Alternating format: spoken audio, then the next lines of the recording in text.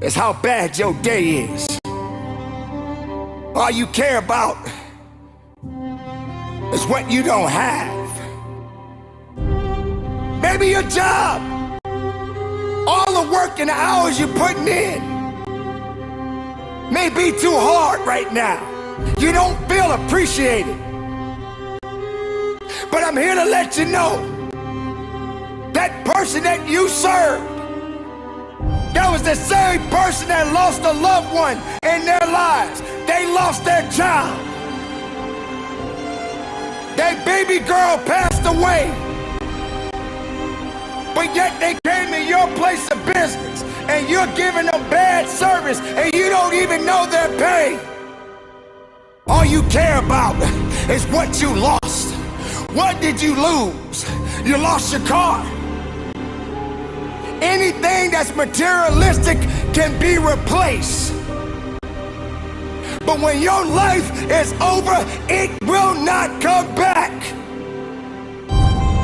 Humble yourself and recognize your life ain't so bad, because that other person that we're talking about, they're fighting that cancer. That other person that we're talking about, they are homeless. That other person that we're talking about, they don't have a family to go home to. So why can't you understand the significance of life? You don't get a pass.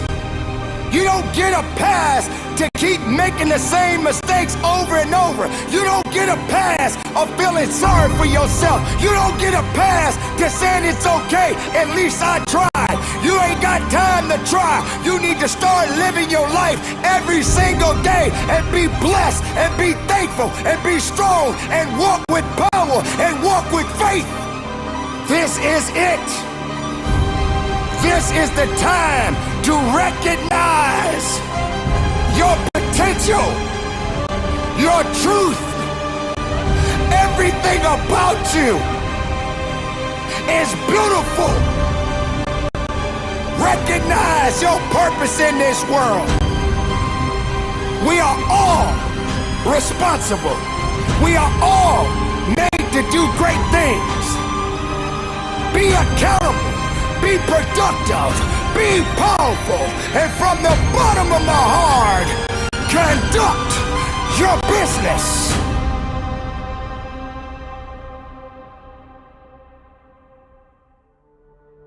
Every man dies. Not every man really lives. Tomorrow's not promised to you. Today is what's promised to you. How are you living your life right now?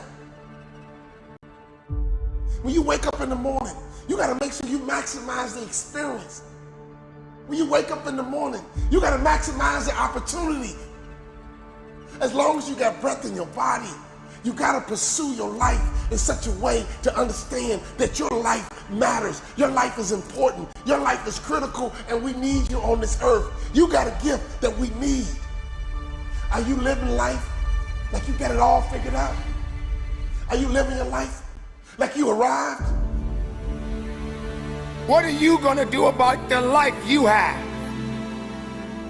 This life that you have been given, this life that you are temporarily holding on to, this life that has been just given to you for only temporary reasons, has more meaning than you can ever imagine. This ain't it, man. This is part of the journey. This is not it. This is just a pit stop. This is not the final destination. This is just but you gotta put your head up high and you gotta understand your legacy matters. Your legacy is important. Every single morning, you gotta live like your breath is about to leave your body. You gotta live like this day is your last day. Every single day, you gotta maximize everything on the inside of each and every day. That's when you're alive.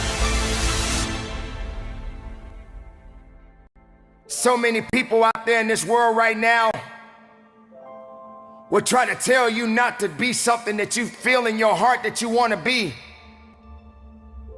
Do not let anyone validate your purpose.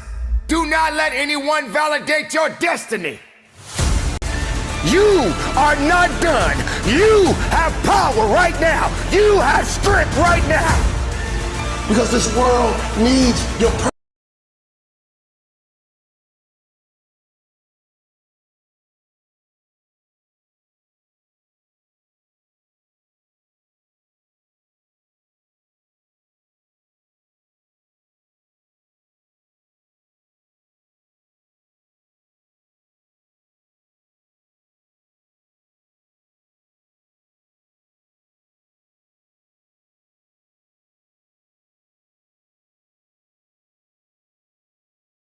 No matter the circumstances, you don't give up on your life. You keep living, you keep fighting.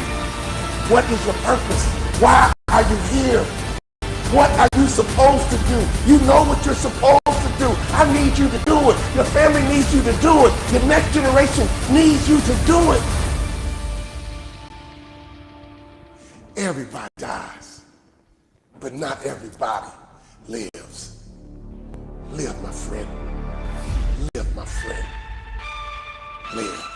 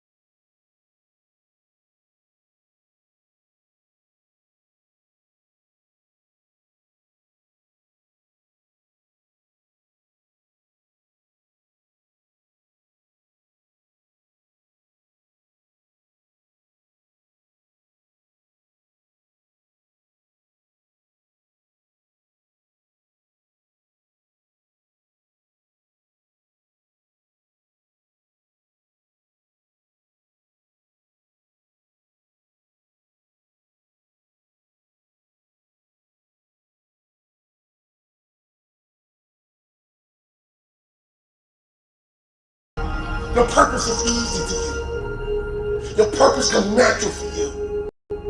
Your purpose brings you energy. Your purpose brings you life. Other people are marveled by your talents and your ability. But you look back at them and you say it's not a big deal because this is just what Y'all ready for this conversation? It's not a big deal because this is my gift. It comes easy to me. Y'all ready for this conversation? Why? Because this is my purpose. Once you discover your purpose, it's your job to live with passion. That's when you're passionate. That's when you're ready to go to that next level. You determine your legacy. It's up to you. Your legacy is in your hands as long as you can breathe. As long as you can. We're going to start this thing in 2 minutes. As you can see. We're going to start this thing in 2 minutes. There's somebody out there right now that is hurting. There's somebody out there right now that is struggling. There's somebody out there right now that's got it a little bit tougher than you do. But you got the right to celebrate the life. No matter if it's good or if it's bad. Nothing is greater than living. Because if you're living, there's a possibility to change something. But not just changing, evolving. Evolving to something greater. When I think about a person who lives with,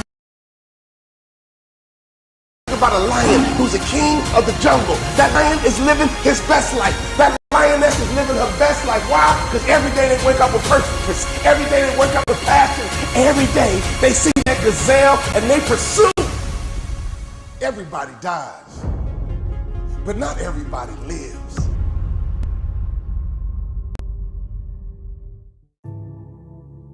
You have to be fearless. You have to be completely fearless and have.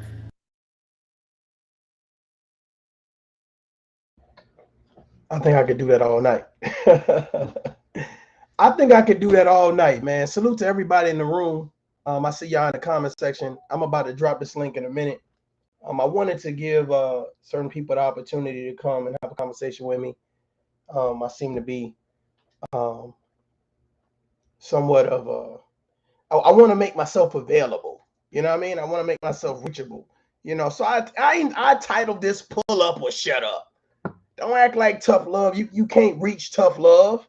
Come on now. Don't act like you can't reach tough. Tough love is accessible. He is accessible. So I wanted to give people who wanted to talk to tough love a opportunity to come and speak to tough love. I want to save your energy in reference to your videos and editing and whatever. If you have an issue, a concern, a question, you know, pull up. Let's talk. Let's talk. This is an opportunity. I'm taking some time out. I'm taking some time so that way I can make time for you guys. It's important. If you are a content creator, if you are just somebody that's sub to the channel, if you just in the bushes, you a naysayer, you a hater, whatever it is that you call yourself, I want you to pull up or shut up. Let's have this conversation. We're going to be respectful. You know what I'm saying? But don't forget that tough love has a level of savagery that you have yet to see. And I hope that you ain't got to see it tonight. I hope that you ain't got to see it tonight. Okay. All right. So I'm going to drop this link. I welcome all to hit the link and have a conversation. But definitely, if you know somebody that says, I got an issue with tough love, I'm about to hold tough love accountable for whatever, hit the link. Let's talk. Let's talk. Let's have this conversation. Let's do it outright. Let's do it out loud. Very important. Very important. Very important, man. I really appreciate you guys. And thank you for the super chats earlier, man. Did y'all see that gas bill? Did y'all see that gas bill? Big pressure. You know what it is. Did you see that $98? Tough love is going to be eating oodles and noodles for the rest of the month, y'all. What y'all know about oodles and noodles? Bruh, that was my food of choice. Inside HBIC, I'm gonna need you to hit this link. You know what I'm saying? When I drop it, I'm gonna need you to hit the link so you can join the conversation. I heard you say you was bored earlier. You can't be bored around here. We're gonna have some fun tonight. I don't know how long I'm gonna be. Probably as long as did I pay my light bill this month? Did I pay my light bill this month? Let me think about it. So if the live cut off, that means tough love did not pay his light bill. He said, you better Uber. You know what's so crazy? I was taking some college courses on public speaking. I wanted to refine my skills. You know what I'm saying? I'm getting ready for the next chapter of my life. And for some reason, my vehicle was something wrong with it or whatever. And I took an Uber. You know what I'm saying? I took an Uber. It was a pretty good experience. You know, I took an Uber for about 2-3 days or whatever. It was an interesting experience because the people that pick you up, you never know who's going to pick you up. So I had this one guy, he was a gay dude, black guy, and he was hitting on me, and I didn't catch the innuendos, y'all. I didn't know the innuendos, and I didn't realize it. So he was like, so can I get your number? I said, sir, excuse me. I'm about to piss somebody off. Please, sir. Please, no, sir. I'm not like that. Do I have something that says I'm a part of it? No, I'm not a part of that, sir. Please don't try to. Please, I like girls. Okay, I like women. Please, okay. You know, but maybe I should have been. Maybe I should have been flattered. Okay, maybe I should have been flattered. I don't know. You know what I'm saying? Maybe I should have been flattered, but I was a little startled. And then I had this one lady. Her goddamn car smelled like cat litter.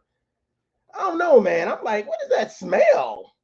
She's like, oh, I just had my cats in the car. I was like, did they pee in here? Oh my God. But it was storming outside. I was like, man, let me go ahead. You know what I'm saying? It was storming outside. I didn't want to, like, ugh. You never know what you're gonna get. It's like a roll of the dice, you know. But if you are a Lyft or Uber driver or whatever, please clean your car. It's very important. You know what I'm saying? And don't be overly talkative. Sometimes I just want to ride. Like I'm gonna tell you what I used to do, right? I used to put my my earbuds in so that it wouldn't even be on. I just didn't want to talk. I didn't want to conversate. Like I'm here for the ride. I'm not here for the conversation, okay? For real, I used to do that, man. It's crazy. It's crazy. So I'm gonna drop this link for you guys. So that way you could join the panel. Salute. She stole my thunder. That's a name for your ass. That is a name for your ass. She stole my thunder. You know what I'm saying? I see y'all. I see y'all in the building, Miss Carolyn. Miss Ann in the building. HBIC, I see y'all. Refuse to lose, I see you. Let me see if I can scroll up and everybody keep telling me to use StreamYard, but I don't know. I like this other little thing I'm using. You know what I mean? I like this other little thing that I'm using. But yeah, I'm gonna drop this link, man, so we can start this conversation. Hopefully, people pull up so we can have this conversation. You know, people be scared when you give them the opportunity to speak to you. They be a little nervous, y'all. You know, I ain't trying to embarrass nobody, man. I be passive aggressive. You know what I'm saying? I be passive aggressive. I want you to feel empowered. I want you to feel empowered. Oh man, I just posted the wrong thing, y'all. My bad. Let me see something here. Yeah, that's the wrong thing. 2 years ago, promises is all I heard out of your mouth. Trying to post my I don't know why this thing won't let me scroll up, y'all. Let me see if I can do it now. Hold on. I'm about to drop this link. I was doing something earlier and it copied and pasted, I see. Let me see if this will work now. Try to. Okay, that looks like the right thing. I'm about to drop this link for y'all to pull up on me. You know what I'm saying? There you go. There's a link in the chat. If you guys want to pull up and have a conversation, chit chat a little bit, you know what I'm saying? See where things go. Let's see where things go. I'm telling people to pull up or shut up right now. I don't want to hear nothing after this. I don't hear nothing. Nathan. Okay. You know, y'all heard my little inspirational video, man. I really like to Refuse to Lose don't be playing. So what's the topic? Man, right now it's an open topic. Right now, you know, it's an open topic. You know, salute to everybody in the building. I see you guys. I appreciate you guys for being here. The link is in Nurse Petty. I see you. The link is in the comment section. If you guys want to pull up and have a conversation, feel free. Feel free to pull up. Refuse to Lose. What's up? I'm not going to stay up here this evening. I just want to give you some encouragement. I feel like there comes a time when people that truly believe in you just need to come forth and just encourage you, to let you know that you are on to something, to let you know how important it is not to give up because you are reaching some people, and to just not be distracted. It's nothing but the plan of the devil.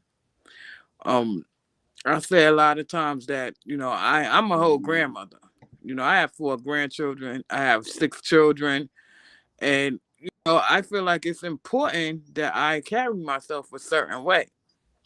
And so even though you haven't yet to experience, I'm not the grandparent part of things, just continue to stay strong. Continue to build something that you don't mind your children seeing later. And don't go for the bait. You know, I've been baited. You know, just don't go for the bait. Stay the course. You are encouraging somebody. If nobody else will say, you have definitely encouraged me and given me the strength and the importance to know not to waver. No matter how things go, how things come, to just stay the course. And so I'm thankful for the Tough Love platform. And I'm out. I appreciate that. Thank you very much. I appreciate that. I'll send you your Cash App for that statement that I paid you to say later. I will send you your super chat money later. Thank you, Refuse to Lose, for reading that script out loud for the for the comments. Thank you very much. I appreciate that. You know what I'm saying? No, I appreciate that. Thank you very much. I think that there's at least 1 or 2 people that really enjoy what we're doing over here. So I'm silly. But yeah, I appreciate it, man. You know, it's difficult to stand against what's unpopular. You know what I'm saying? Or let me rephrase that. It's difficult to stand against what's popular. Like it's difficult to do the unpopular thing. You understand what I'm saying? It's difficult, y'all. It's difficult. And when you stand against things that are popular, you normally get ostracized. You normally get talked about. You normally get put on a chopping block. But you got to be strong.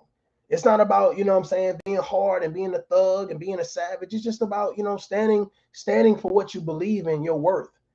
You know, sometimes doing the things that are unpopular is going to make you that much better and that much stronger. Some people need to see you stand against what's popular. It's not about talking down on what's popular, but it's about showing a different narrative. You know what I mean? And I really appreciate you guys for always stopping through and giving me those words of encouragement. You guys reach me both on and off my platform. Biblical God's perfect. Do me a favor, let me see your face real quick. Nobody else can see your face, just me. I just want to make sure that you're not no troll and you're not gonna do nothing crazy. I would hope you wouldn't do crazy with a name like that. But yeah, if you could just cam up real quick so I can see you and I can let you on real quick. But yeah, it's definitely difficult to do something real quick.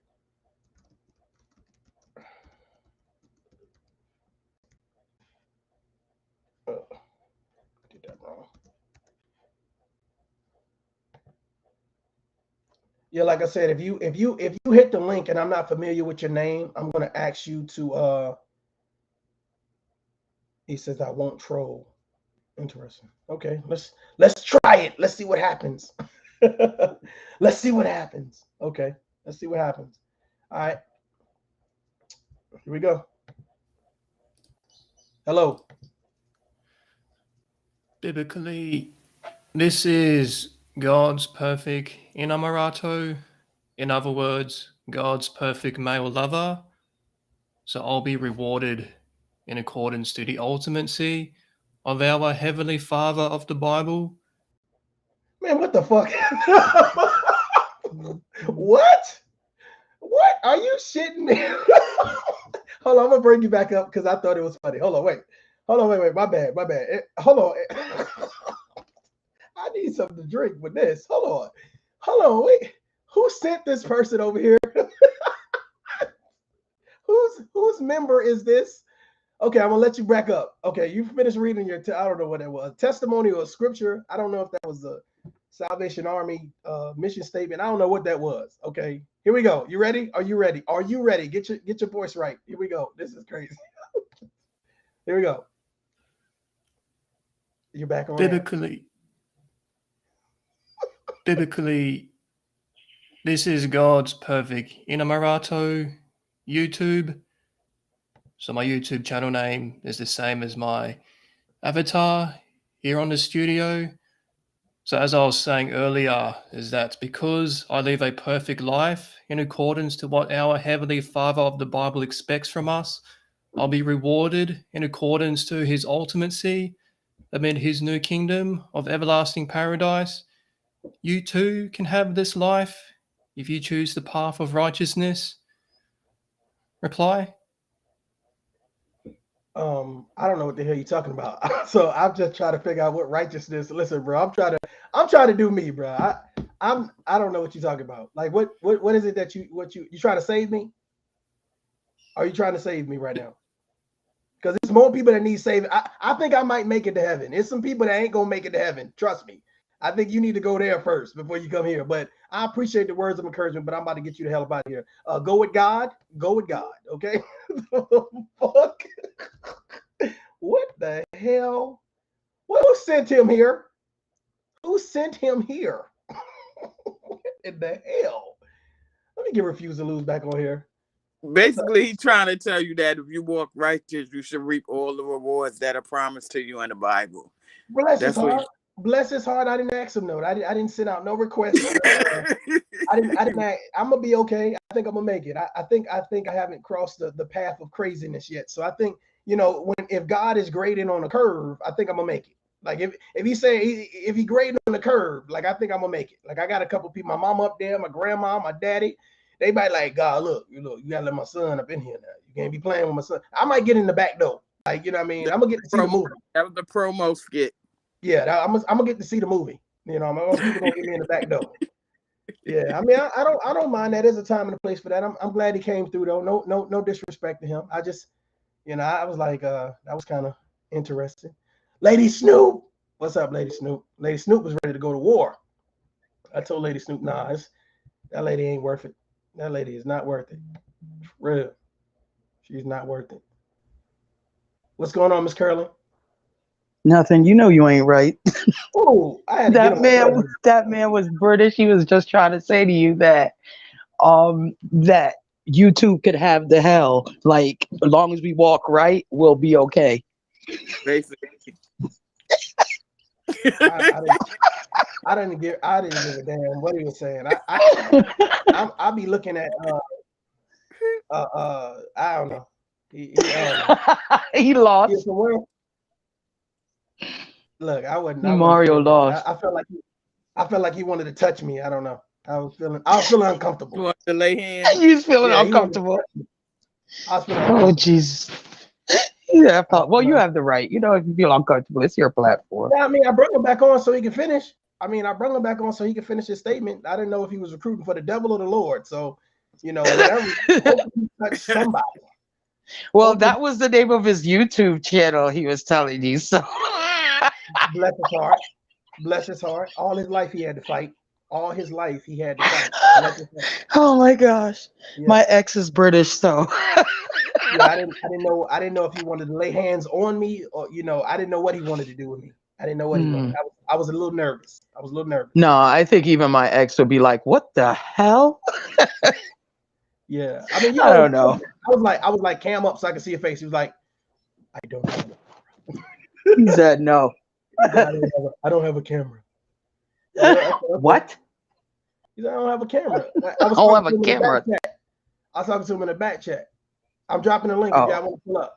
I was talking to him in the back chat. I was like, yeah, all right, pull up. He has a camera. He has a camera. The Lord needs to bless him with a camera. That's the my Lord.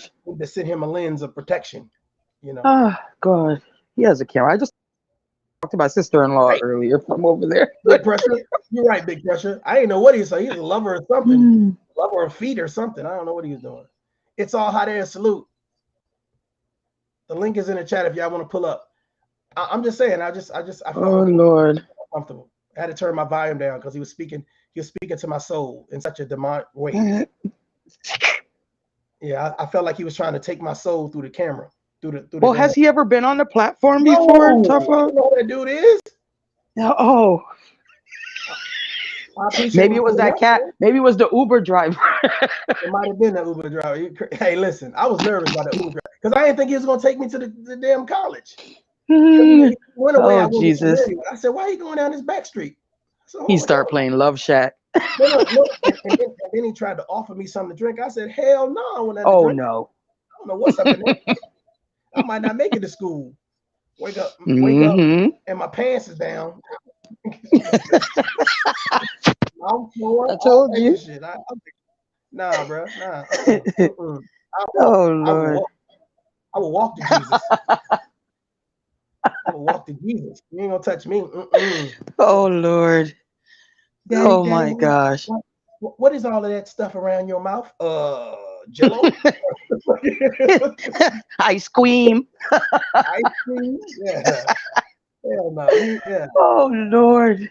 I be nervous. Listen, I don't like to go. I don't know. I'm telling you, when I was doing the whole get a ride, do the lift thing, I was nervous because you don't never know who gonna pull up. You know what I'm saying? So here's the thing, right? I don't know if you guys heard about it, but it was somebody in Detroit, and they you know how you call a Lyft or the Uber when you're drunk? No. Okay. What I'm saying is people were calling Ubers and Lyfts when they were drunk, and the person that would come pick them up would take advantage of them. Oh yeah, I did. Yeah, definitely. They make a fake profile and start the Uber and the Lyft things, and then they pick people up from the clubs at night, and these people are probably high and drunk or whatever, and they just take advantage of them. So I don't know, when I get in there, I'm always on. I'm looking around. I'm seeing if I'm just looking around. I'm making sure the door can lock. I'll be cracking the window. Come on. You ain't gonna get me. You ain't gonna sex traffic Mario. Can you imagine? Can you imagine me getting sex trafficked?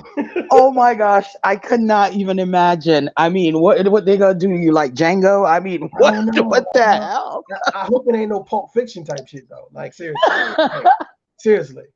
Oh my gosh! You're like, wait a minute. We asked for somebody younger. How old is this boy? Yeah, exactly, right? Man, I'm a boy. you keep saying, man. Boy, I'll be disrespectful too. I'll be defiant. Like you're not Oh this to gosh, me. that's why I said Django. And then they're gonna hit me with the crack needle. I'll be like, okay. Wait, Chris, you said crack needle. The crack needle. Hey, they keep them people drugged up, them kids and shit. That's how they. Yeah, but I don't think you can shoot crack though. I don't think that can be that's possible. I'm just saying though. Like I think that I be feeling sorry. Like Definitely they do though. You have meals, and in this state, I know that happens to our youth a lot. I didn't know how much. I was like shocked when I found out. Man, I'm like, what the hell? Where they at? Like how? A link and said, watch this, and it was all about sex trafficking and the borders and what they do, and I'll be like, man, bro, I'll be watching my kids. Somebody, I think I said this before, like I was in a damn grocery store and this dude came up to my daughter and was like trying to hand her something. I said, dude, if you don't get the hell up out of here, what the hell? Like you retarded and stupid. Like I went off and rightfully so. Her mom was like, you didn't have to go off on her like that. I just felt a certain type of way. Like don't just walk up on her like that and hand her shit. Exactly. Yeah, whole parents right here. Like don't do that. And you don't even. Usually you would ask like, do you mind if they take a kid? What if your kid is allergic to? We were literally getting her something for I think it was Halloween. We was getting her something. And our backs was turned looking at the little the aisle or whatever costume, and the dude literally walked up behind us to our kid. So when I turned around, I see him standing in front of him, and he was trying to hand her something. So I'm like, man, if you like, I thought I was in Iraq. I was like, is this the Taliban? Like seriously, for real. I'm about to put you through all of these aisles. Please don't. Oh, please. I know my daughter was like, oh Lord. My ex-husband was like that. Daddy, don't say that. I was like, you be quiet. But you have to let them know though, because if you don't because there's also this other one where this guy, he just walks up, this mom is walking with her kids, another lady, and he just walked up and grabbed the kid. They were fighting this man for the kid all the way into the car, fighting him to pull that kid out. Like, that's just how brazen they are. They'll just walk up on you and grab your kid. I'm like, yeah, that's crazy. Salute to the chat. I just dropped a link if you guys want to join us. I don't know how long we're going to be, but feel free to pull up.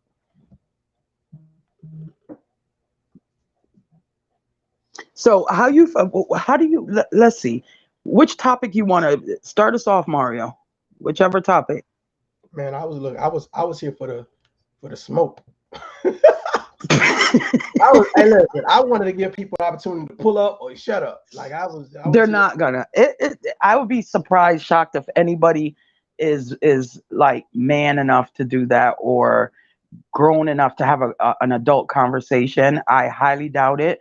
So that's why I don't feel they're gonna pull up, because they're gonna feel the only way I think they know how to communicate is by downing somebody and cursing. Because I keep saying, I don't know why anybody would bother you. Like, why? I don't get that. I don't get it. You're positive, so it's weird. I think it's I think it's an aphrodisiac. It's something different. No, seriously. I think people like to do something that's not normal. You know what I'm saying? Like, let me mess with you. It's almost like that bully in school. It's like, you'll find the most nerdy person.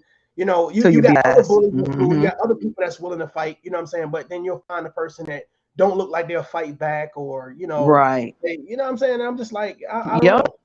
And I guess in this black sector of YouTube, the way I come across as, well, I'll mess with him because he won't dox my family. You know what I'm saying? But not knowing that I help erase your family. Like, you don't understand like the levels this shit'll go to. So I just try to make myself available so we can have a conversation. Like I don't really. Yeah, some people don't understand, Mario. It's like even with the thing that the live you had, well, the thing you had today about your daughter saying something, that's why I got off. I got off because I didn't want to say anything rude, because I did approach this person. I did say something, and I guess somebody said something to that person, and they made a video in the beginning addressing me. And I went in the comment section and I said, okay, if I'm wrong, I apologize. My bad if I'm wrong. And never really came to you and asked you about it. I asked you one time and you say you didn't want to say their name, left it alone. And of course, so that's why I went right over there. I had to just not say anything, because I don't have to curse and swear to put you in your place. Okay. Right. And Right, for right, right. me, I just don't see the point of people have no fucking respect. Like, leave children alone. Why are you shouldn't even bring up the person's partner because they're not. I mean, I don't know how this whole shit started, but it's like there's no more morals. Anything, you can go after anything now. They're so desperate. That's desperation to me. Like, you just see people like trying to like a whole bunch of like weird zombies all around, like, oh my God, desperation, because that's how they support their whole everything. So they're willing to just like lose their dignity, integrity, everything. How do you pick on a child? Now, if the parent, if me as a mom, I have that type of family members too. And how do you pick on a child? And that the thing is, we know what you look like. You don't know what the rest of the people look like. So you should really just watch what you do. Have some kind of substance behind you. But the other issue is they have none. They don't have anything to talk about. So that's what they do. I value people with substance. I value people who can communicate. Yes. It's not even about like you have to talk like you have a doctorate or whatever, a PhD. Right. It's about being able to communicate simply. And I see a lot of people that lack substance. And when you actually get on, especially a panel like this, here's the thing, especially a panel like this where I'm not going to do a bunch of things that's going to distract from the conversation. I'm going to have the conversation with you. I think people are afraid of those type of conversations, because those type of conversations will expose who you really are. You know what I'm saying? I don't need the chat to help me. I don't need to put a whole bunch of stuff. Like, we're going to have this conversation, and it's really going to lay out for the people who you are. I'm going to ask simplistic questions, and it's not going to be no wiggle room to wiggle out of it. Like, why did you do this? Why did you say this? You see what I'm saying? Right. Like, if imagine me having a conversation with the woman that decided she wanted to talk about my daughter. What did my daughter do to you?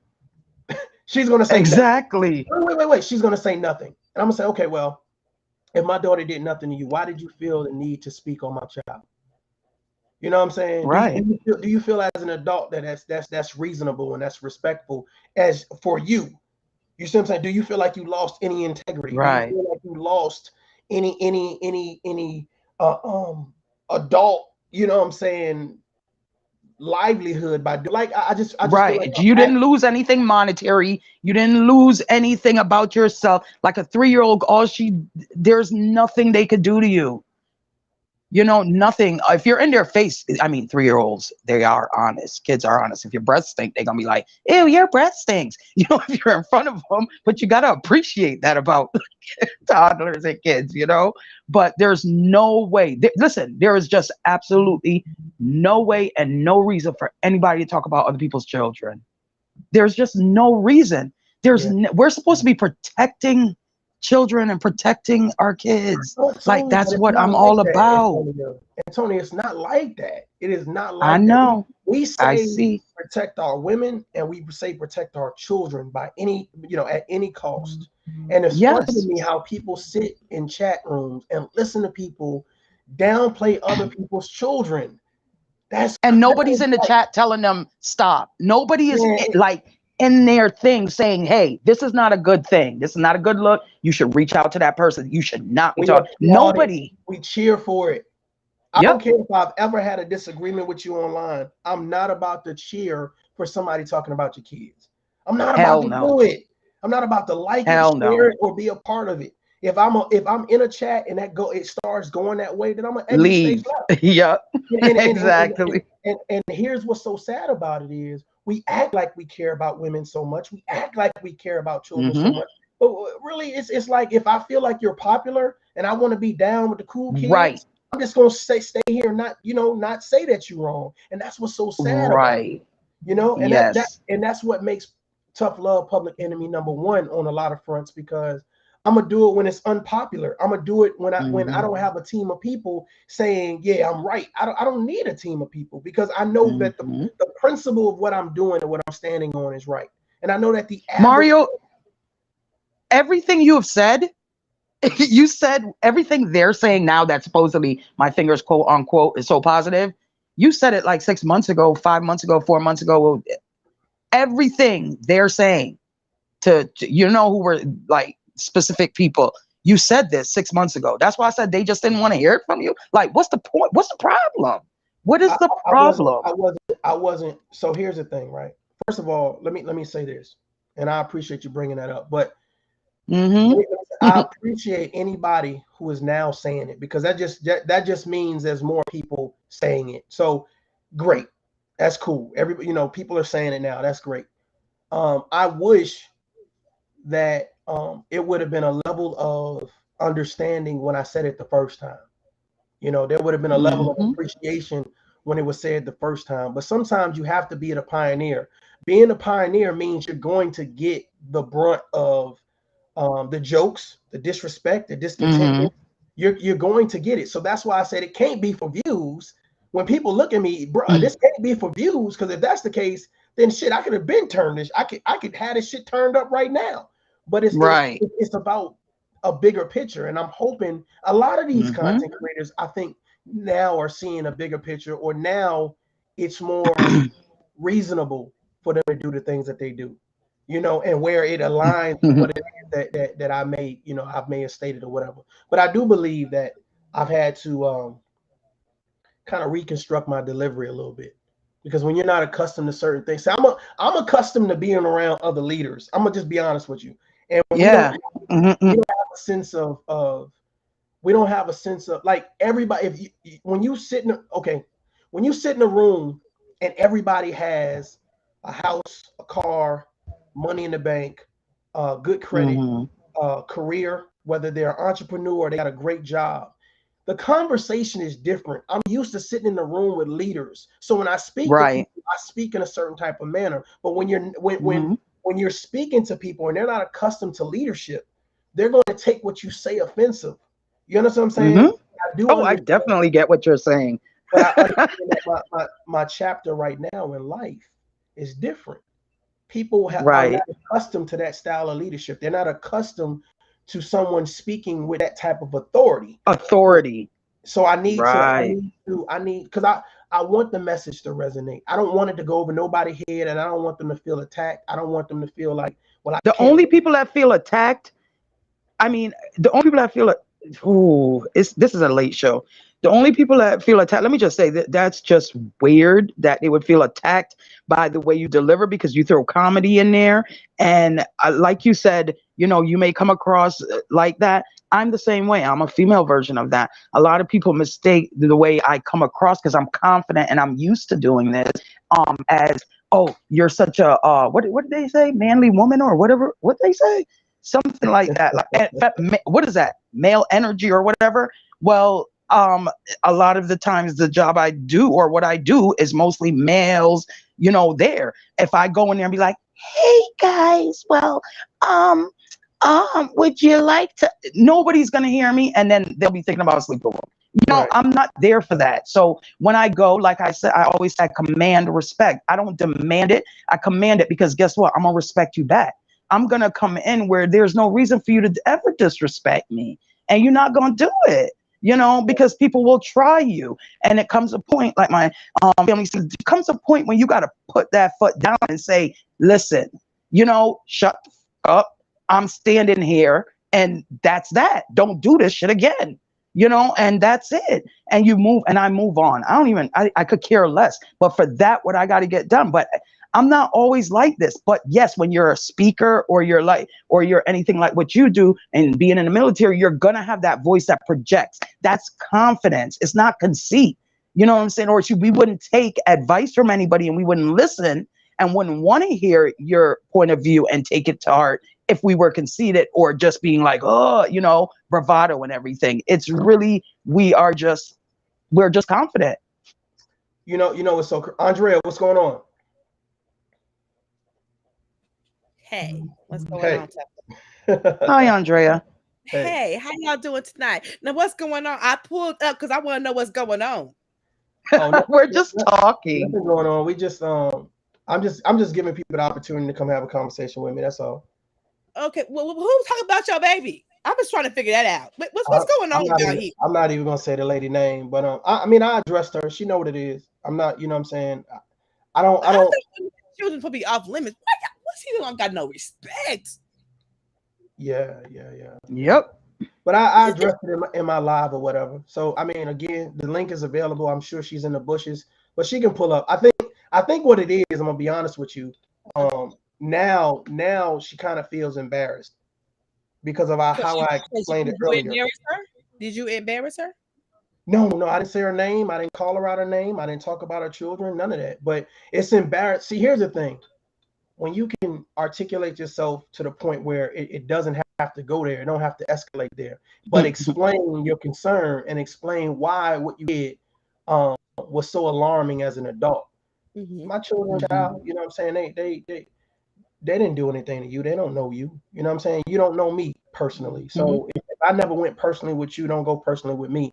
And the fact that you did for views and trying to win favor of a popular YouTuber saying, and a lot of these guys who do videos, like disrespectful videos towards me or about me, and it's always, I'm gonna tag this guy or this woman to win favor with them. So I don't have respect. I don't have respect for that. And I don't have respect for the people they tagging, because those people never live and say, or get in the comments and say, don't tag me in this nonsense. You know, don't put me in this nonsense. It's like they fool. And then I hate people who like to secretly throw rocks or like use people to make videos against the other. Like I don't have no respect for that. You know what I'm saying? I don't have no respect for that. Exactly. And everybody knows who they are. And that's why you'll, you know, hear a little sneak diss in there the next next week. We'll hear a sneak diss every now and then and something. And I get it. I get it. Their feelings are hurt. The thing is, he's trying to be positive. He's trying to help somebody. He's trying to build people, and then they still talk about people. This kind of shit. This makes me upset. This is the bullshit I don't like. I think it's. I mean, this is really the bullshit, because at the end of the day, you're asking people, if you got a problem with me, come and holler at me. I ain't gonna disrespect you. They don't want to pull up. They stay in the bushes. This some bullshit now. This is the bullshit. Yeah, it's not. Let me do this for the people in the room. Let me do this one time for the one time. Listen, tough love. Despite what you hear or whatever, you know what I'm saying? I am not a weak person. I can handle myself very well. Like, I know when to turn the hell up. You know, if you think Andrea is a firecracker, tough love will light this thing up. I'm just saying, I just don't prove to. Like, a lot of people wanted me to turn up on Old Boy platform. We was having a conversation. Yo, bro, you should have said it. That's like, it's not even worth it. Like, it's some things you didn't even get to talk on this platform. I'm just saying. But see, here's the thing. I could have turned up. I could have took that thing to a whole nother level. And I feel like people don't understand strategy. And the strategy is, I'm gonna let you speak. You know what I'm saying? And I want to see where you take this conversation. You're in control of the conversation. Let's see where you take it. Let's see what you do. You know what I'm saying? Again, when I have conversation with people, I'm not promoting distraction in a conversation so I can win it. I'm not promoting, you know what I'm saying, any type of sending, you know what I'm saying, message. I just want to have a conversation, because first of all, I love to have conversations with people because I love to learn and I love to network. And I love when people are telling me about their testimony. That's a good thing for me. Like, it inspires me. When my sister speaks, you know what I'm saying? I know the other time she was on the panel, was like, well, I'm not, you know, Rich Bleezy, shout out to Rich Bleezy. He was like, I'm not used to no woman talking to me. And Like, bro, my siblings speak with authority. because their brothers speak Mhm. minority. You understand what I'm saying? They speak. And Where you mean that? Talking to me. Where you mean that, bro? if you weak, you can't come in our circle. We're not having it. Mhm. Whether we go into a bank, whether we go into a boardroom, whether we go into the street, we speak. Right. That's just how it's not about being disrespectful. It's about saying, listen, this is who I am. This is what I stand for, Mhm. and this is what I'm saying. And I want you Mhm. to understand it, and I want you to listen to comprehend. The issue with social media is that people don't listen to comprehend. You know, I know when Andrea speaks, she speaks with a passion, and it comes from a good place. So I Mhm. sometimes be like, yeah, okay. You know what I'm saying? But a lot of people be like, you know, but here's the issue though. When people speak with passion, give them room to exercise their passion, but know how to Mhm. interject. It's like, okay, cool, let me interject now. You know what I'm saying? Let her get her passion. It's not because she's angry. It's not because she's mad. It's because she speaks with passion. I speak with passion, but you got to understand, I sat in a room with generals. I'm briefing generals. You know, I'm briefing generals of whatever this game plan going to be for these soldiers to go back and forth to Iraq and Afghanistan. Right. You can't listen. You can't be like, yo, dog, listen, we gonna get these motherfucking soldiers on these goddamn planes, son. You know what I'm saying? We gonna get these soldiers on these planes, son. And after that, you know what I'm saying? We just gonna go there and shoot a bunch of people and then get. You can't talk like that. You can't. They're gonna be like, well, who the fuck? Who is this guy? Get this guy out of here. Get him out of here.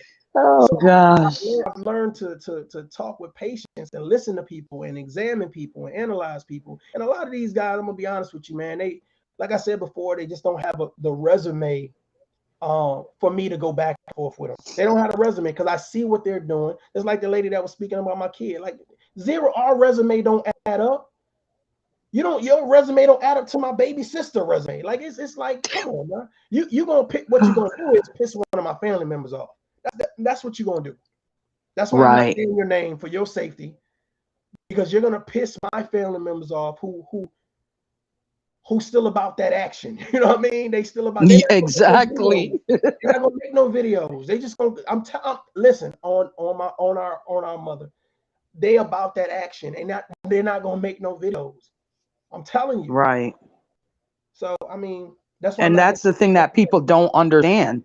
And they think that it's just like we could reference the Will Smith slap. That's what it's kind of like what I was saying the other day. It's like you never know when somebody's gonna be like, this is the day and this is enough. You never know. So that's why I'm telling, and nobody would expect Will Smith to go slap anybody. So you see what I'm saying? Like you never know, and you never know who it's coming from.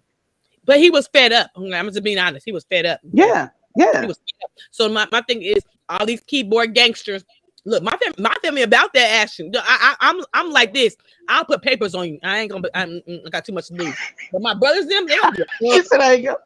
But see, here's the thing. They don't care. They got their own business. They don't care. You know what's so crazy, ladies, is the fact that people feel like you need a team, and you don't need a team. You ever heard somebody say, "I do my dirt all by my lonely"? Tough love. That's exactly how I am. Oh, wait. I'm telling you right now, like the level some people will take it to is not. You could do it by yourself.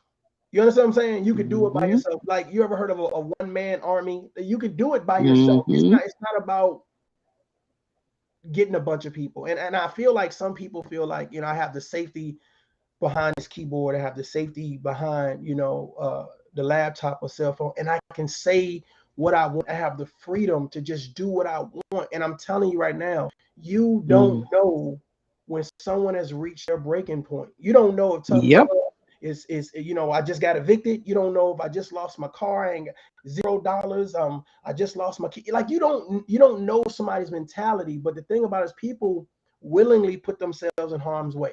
That's what I see from videos. Yeah.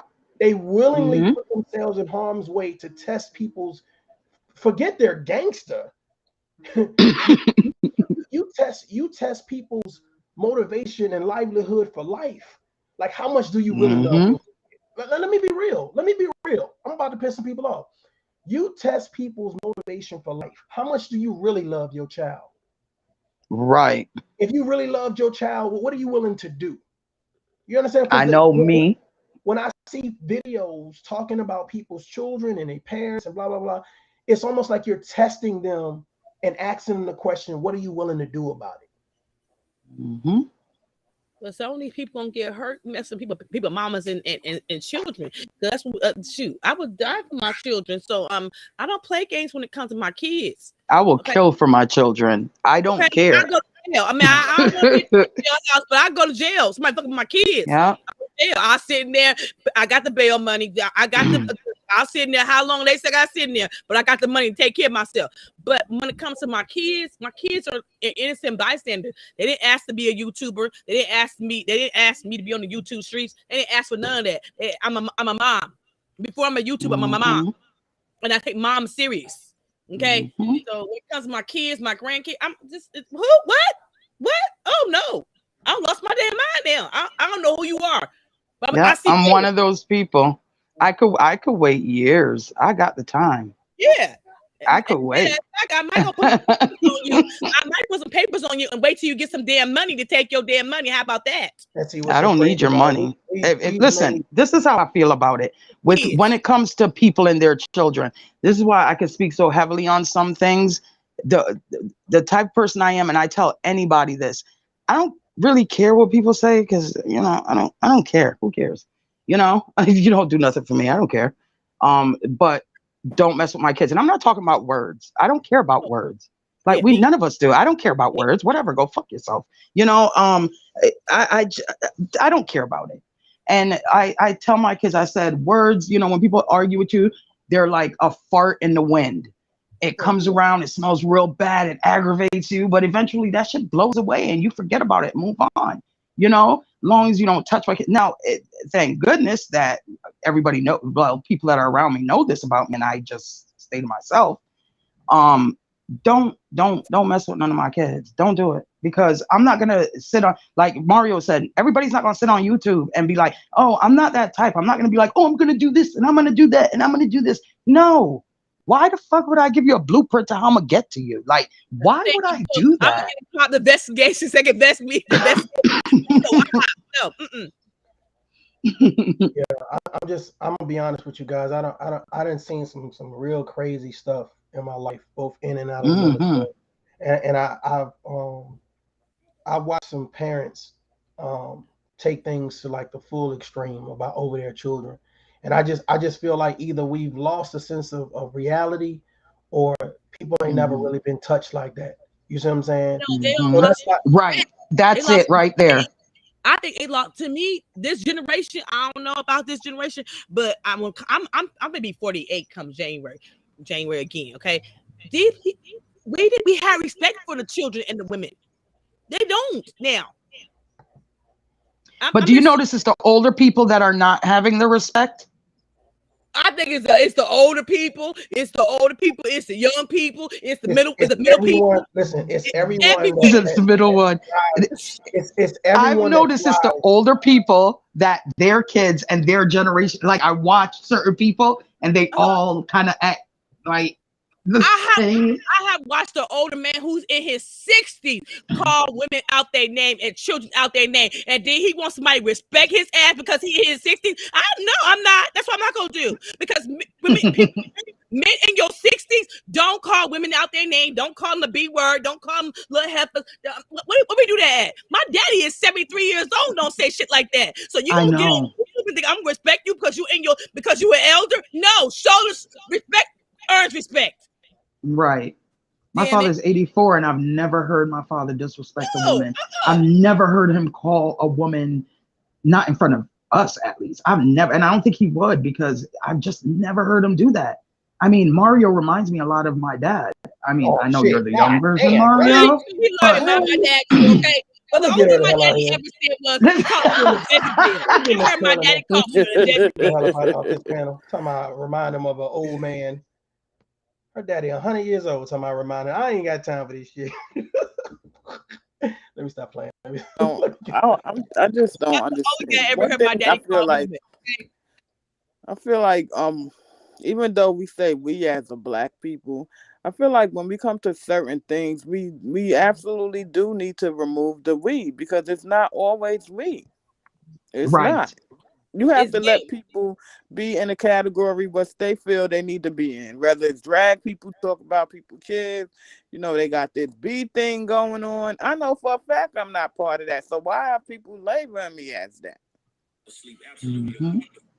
That we thing. We black people. Salute to the We chat. because we To the black is chat. a part of this. We because we green is a part of that. No. Right, right. I feel the Because same way. everybody isn't a part of that. And that bothers me. BTS, I'm a lone person. Like I'm not a part of I don't like cliques. Never did. Absolutely no way. I just am not that. In high school I was popular. I got along with every group. Like I was in Mhm. every group, everywhere, bouncing. I want to know this one, that, I want to hear your story. Blah, blah, blah. So I was all Right. over the place knowing everybody, you know, Mhm. but I don't I don't ever consider myself just in one spot. My loyalty is to who I serve, God and my children. And that's it. Absolutely. That's it. And I You feel know, like when I people have tie another you to husband, then maybe, but that's it. I Yeah, I just feel like definitely people was. tie people to things that, you know, they're not even a part of, amongst of, or nothing. But people just want to tie you to these situations for what? Mm-hmm. I think people like. Yeah. I think people get a kick out of dirtying up your name though. Like they get like Mhm. I really believe that with everything in me. I'm telling you. if you have like this slate, like just say like let's say Refuse to Lose, she made her channel all about cooking or whatever case may be, right? And like you've never burnt anything, you know. I mean, it's nothing bad about the channel. Somebody, Yeah. if you for some reason if you stay a part of the black sector, it's like, oh well, she thinks she all that because she cooking, she can't really cook. Like it's just like Did you see the that roach animosity. behind her stove? Yeah, it's like it's the animosity. It's like people speak with such disdain for you.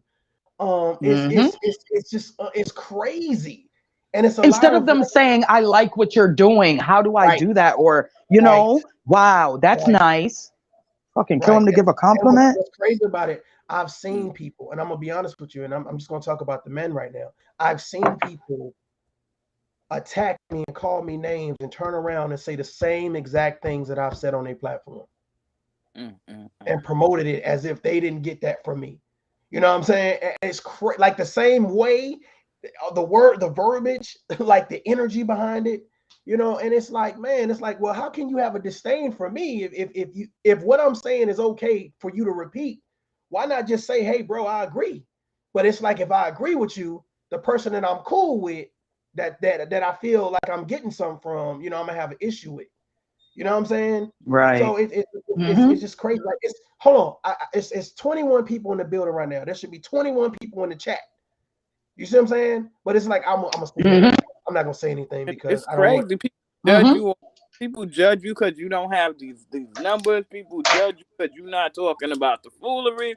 I People have figured out that people are buying their subs. I seen a lot I of it heard going. that too. No, I know it's it's a fact. So that's Yeah, why I was looking at numbers. I was looking at Marius. I was looking at everybody's, and you know, I'm a numbers person. So I'm looking. I'm like, I gotta find out about this. So It's yep, I went and I found out. they I'm can nosy buy. when it comes to stuff like that. I've definitely heard it's possible, but don't judge Oh people because no, it is.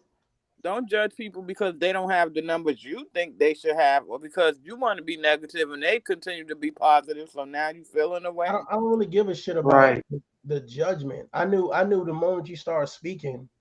And this is what people need to understand. The moment you start speaking about against what's popular, you automatically, you know, become a target. So Yep. I've been like that my whole life. Like if you the bully of the high school, automatically it's like, bro, what you doing is wrong. What? So let's fight. It's always if my sister was in this chat room right now, she'll tell you like everywhere we moved to, it was like always some type of bully. And I always used to be the guy, be like, man, hey, that's some bullshit that you're doing. And I always used to fight all the bullies. And I see a lot of bullies online. Like these Yes. bullies have no resume. They have done nothing to where no one should be applauding them, giving them That's why you're mad. And no, what it is that this is why the attack on me was so interesting, because the first thing they do is they call out your resume. You think you all that because you're in the military. You think you all that because you went to school. The first thing they do is call your resume out, but they never state Yep. their resume. That's what I noticed. It's a certain Pattern.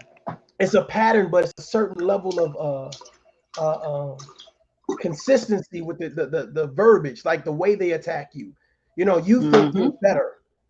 You know what I'm saying? And nowhere in my videos does it say I'm better than anyone. Did you ever say that? Man or woman that speaks like that, automatically you put yourself beneath the person that you feel have more accomplishments than you. Instead of talking about your accomplishments and being proud of those, you don't have to be in the military to be successful. You don't have to go to college to be successful. Whatever you've done to reach or move through your trials and tribulations, kudos to you. You see what I'm saying? I'm no better than you. We put on our pants the same way. The issue is that our mentality is different. Our addiction to life is different. And I think that's what makes a person better than another person, because they would rather smile than a frown. Our moral compass is different. We're just cut from different cloths. And that's just how it is. We're the ones that will fight for the child being bullied. They're the ones that we would be fighting. You know what I'm saying? In school. Right. Here's the thing. It's not about just we would be fighting them. The issue is that I must tear you down and bring you beneath the level that you're at. I must tear you down. You know how many men, you know how many content creators, even if you, let's just say your channel was about negativity, like it was solely focused on negativity, and you came across a guy like Tough Love. Do you know how many videos I would be sharing if my channel was solely about negativity and I came across somebody like Tough Love? Do you realize how many videos I would have shared out? Because I would want to balance. Like, even though I talk about gossip and nonsense, I want you guys to hear this, because I realize that this is important. And it's so crazy to me, especially a lot of popular YouTubers or whatever. They'll say, I'm leaving the gossip and the nonsense and the craziness. But then when you have a guy that's pretty much already kind of stepped away from it, you won't promote that guy. You know what I'm saying? You won't. No. It's craziness to me. Like, it's interesting to me to see how people move and what they get behind. I want to address the church lady in the comment. She was saying, yes, they do buy subs. And basically, let's see where, I don't know if everybody can see it or if any. Says, yes, they are buying their subs. Let me put my glasses on. And they're keeping up drama because they depend on the YouTube checks. Exactly. I just feel like if it's about drama, I'm gonna be honest with you guys. Like, when I say about being positive, I would definitely be meticulous about drama. Like, it would be easy for me to blow this platform up negatively. It would be right. Let me see who's in the back. Hold on.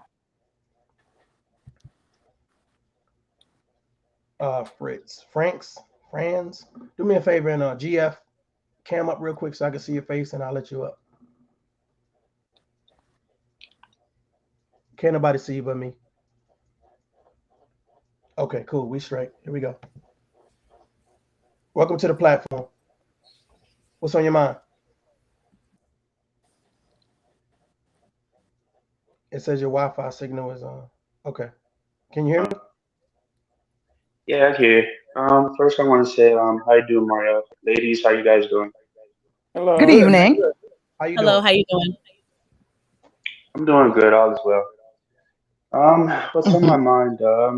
I've been watching your videos since last year. The first video I see that you were calling out one of the content creators, which I don't want to say their names, but I pretty much know where you get the idea. And I remember this quote when you said, when people talk so much, they tell on themselves. And it's very true, you know? And it's very sad that they always have something to talk about and they don't have any solution to fix it. The only their solutions that they're being is like leave them, leave your husband, leave your wife, or do this or do anything, but you just can't have a table talk. So when the more you like look at them, their lives, and they don't explain their life situations, tell you they're hiding something from you. They don't want to tell you, because they tell you, you're not going to get as much view or subscribers and they're going to make money. So they always have drama to the point that you'll have a headache and to the point that you're going to lose touch of reality. You'll lose yourself. So the people who say these kind of things is to show you could tell they're single. And even if they're married, but their marriage is toxic or their relationship is toxic. And to the point that they know they're going to break up. One thing I learned about this quote, I used to watch this anime, right? And just listen to one thing I want to say. This anime that I used to watch, it was this young man who, being a young boy, being a superhero, trying to take this guy's mantle. But he was on a date and he has a life. But this man who used to be a superhero is now alone. Everything that he has done, everything success, he's now all alone. And he's trying to get him to do things, but instead he doesn't want to have a life. And then what it really struck me, what this young man said to this old guy, which triggered him, he says, I know what it is now. You're just tired of seeing someone having a life. You want me to end up like you, alone. And this is what they're doing right now. They want to end up like them, alone, because they're alone. That's the problem right here. I appreciate that you sharing. First of all, I appreciate you said that you've been checking out my videos since last year, man. That's real cool. It's always good to hear that somebody's been listening. Hopefully I haven't been disappointing you. I know we've got into some things here. I don't even want to say got into. I had to address some things, and I'm gonna do that from time to time. But I hope that the overall message and what we've been doing has left a good impact and a good taste in your mouth, or whatever case may be. So I really appreciate you sharing. Feel free to stay on the panel and chop it up with us. No problem, Mario. I mean, it's all right. I mean, don't get me wrong. I mean, most of the things you say is very incorrect. Little things that we could disagree on, but we're not perfect, but we always want to do better, and make sure we check ourselves there. And also, I pray that you be safe. I pray that for your kids be safe as well too. And that's good that you're standing up for yourself and your child, because no one should ever talk bad to their children online, even if they're home. Because to me, that's just pathetic, and that just very low. And no one has that right, because when they do that, they show you that they don't have anything intelligent to say to you or not. They're just doing that just to get under your skin and nothing more. So look, Mario, I just want to say, make sure you go with wisdom that God gives you. All right, just don't do something that you will regret. All right, your family needs you, and the lady that's in the chat, your family needs you. Don't do anything that you will regret. Just be wise. So that's all I want to say to you. Definitely. I appreciate it. Oh, thank you. Thank you. Yeah. Thank you. Yeah, like I keep saying that, we're all in, everybody's in their like mid 40s to 50s. And I make this joke all the time. I'm like, all these men saying they're going to pull up and they're going to, if any one of us fall, the knees are done right now. Like any of them, especially because they drink so much alcohol, they smoke so much, they can't hardly breathe most of the, I'm like, you just walking right there and you're like, like if I just did an hour workout, like, you know what I'm saying? And you just sped it up in the last part, like, and you're like, but they're like, and all they do is sitting in the chair leaning back. Like, you cannot live your life on like bottles of liquor every day, whole bunch of smoke.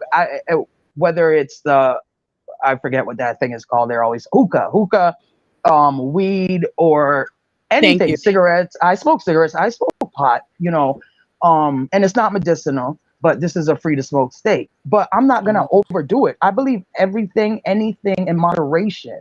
It's like if I want to go have a piece of cake, I don't really like that. But if I want to have something sweet and say I was the type that like it, if I have a slice, it's not going to kill me. But if I eat the whole fucking cake, I'll probably get heart disease. If I keep doing that, so like everything in moderation. So you don't have to go your whole life without doing something, but in moderation.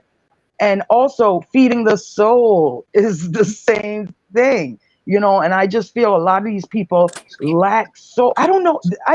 G. France, when he's right. They're lonely. They've got to be lonely. Like, and if you're married and your mate goes by, your husband or wife, and they hear you online, just like, or open and they see all what you're typing, like, oh, this person, like, who would want to be married to somebody? Like, wouldn't you just look at them and just like kick them out the bed? Like, what the, like, what the hell? How could you lay next to the person and look at them and be like, ooh, that's mine? Ugh, Mm-mm. And I feel like this, like, I'll be 50 this year. And I just feel like whatever I didn't get to do as far as nonsense wise, I'm certainly not going to be doing it now. You feel now? I'm just not. If I didn't get to drag somebody on YouTube, or they didn't drag me, or whatever the case, I'm not going to put myself in those situations, though it's been done, even though I wasn't. I'm okay with it. I just stand down because, again, I have my mother, my grandchildren, my kids. They watch my page. Plus, nobody's So that why would I important be to me. wanting to show them certain things? That's crazy. None of them are important. Nobody's important enough for me to waste my breath on you. It doesn't make like, you scared. I'm not getting It paid doesn't for mean, it. Right. It I doesn't don't mean you're care. scared of nobody. It just means you No, know not at better, you all. do better. Exactly. Like, why am I gonna waste my breath with you? Like, I usually, like, most of the time people do, I just usually smile and laugh at them and walk away. Like, I don't really have time for you. And it usually upsets people more when I do that. As long as you don't put your hands on me, we good. We're good. And if somebody, and usually that would be like, honestly, white women who do that to me. I don't know what's up with white women in their mid-50s and me, but they just don't like me. I don't know what it is, but I just find they just don't like me, and they will have some will have some smart shit to say, and believe me, I have like a million things I could say about them, because by the time I look at somebody, I see all of you in your ears. I see everything in like seconds, because that's how I'm trained. That's how I am. So I could say a lot of things about you that will really hurt you, but why?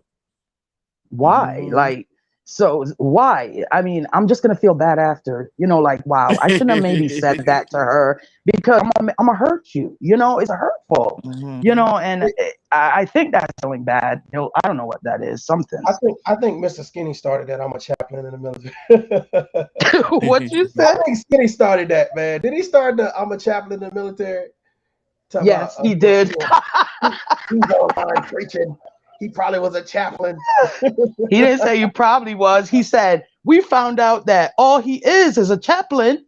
I'm like, listen to this motherfucker lie. I'm like, listen to him just sit there with a bold face, lie and a cough afterwards. Hey, can't Skinny, even breathe. You're a funny dude, man. You're a funny dude. I'm gonna have to talk to Skinny one day. I'm like, man, you think I was a chaplain, dude? No, I wasn't no chaplain. Yep. Chaplain. But I mean, shit, that would explain the need to want to help people. I mean, maybe, I don't know, but you ain't no damn chaplain. Yeah, it's funny. Oh, the chaplain over that liquor. No, that's weird. That's crazy. I think he's like your age too, Mario. No, Skinny looking like all of 75. Skinny is for real. I think he's 50 something. She did say over 70.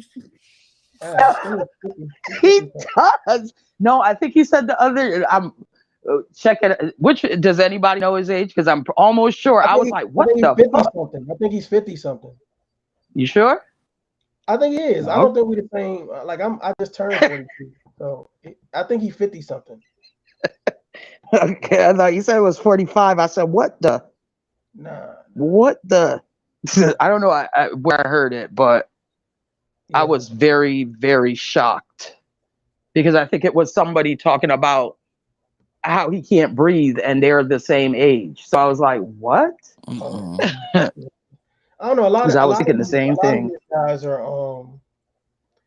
I don't know, man. You know, a lot of they just be looking old. A lot of these guys are interesting. You know what I'm saying?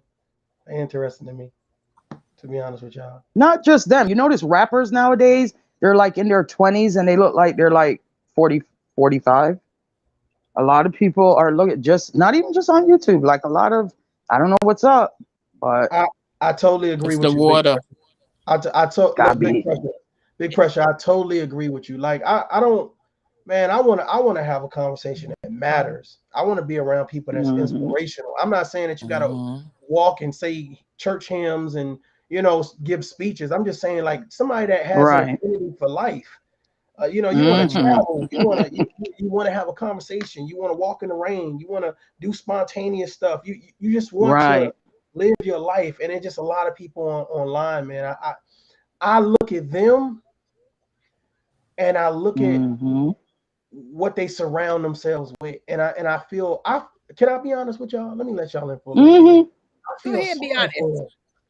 To be honest, I feel sorry for them because I can tell that they not living their best life. They not living their best life, and you can tell. Damn it, Mario and his damn feelings on his sleeve. Here we go. That's why I like him. That's why I like him. Mario, what you gonna do to help them live their best life? Because Mike say, are you gonna be a part of the problem or you be part of the solution?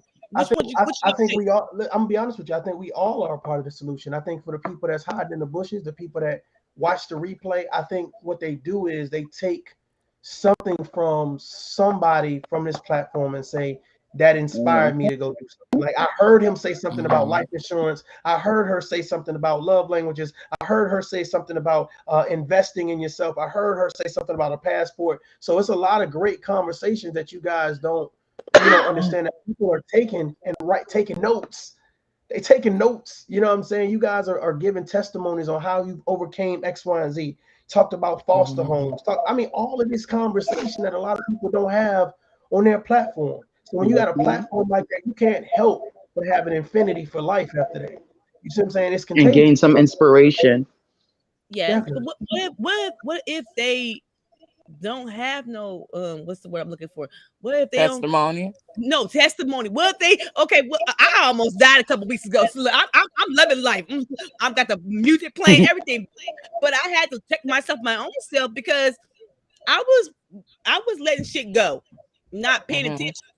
So I'm seeing what if somebody ain't had that moment and say, look, you gonna get yourself together, or you might not even be here. So I had that wake up call.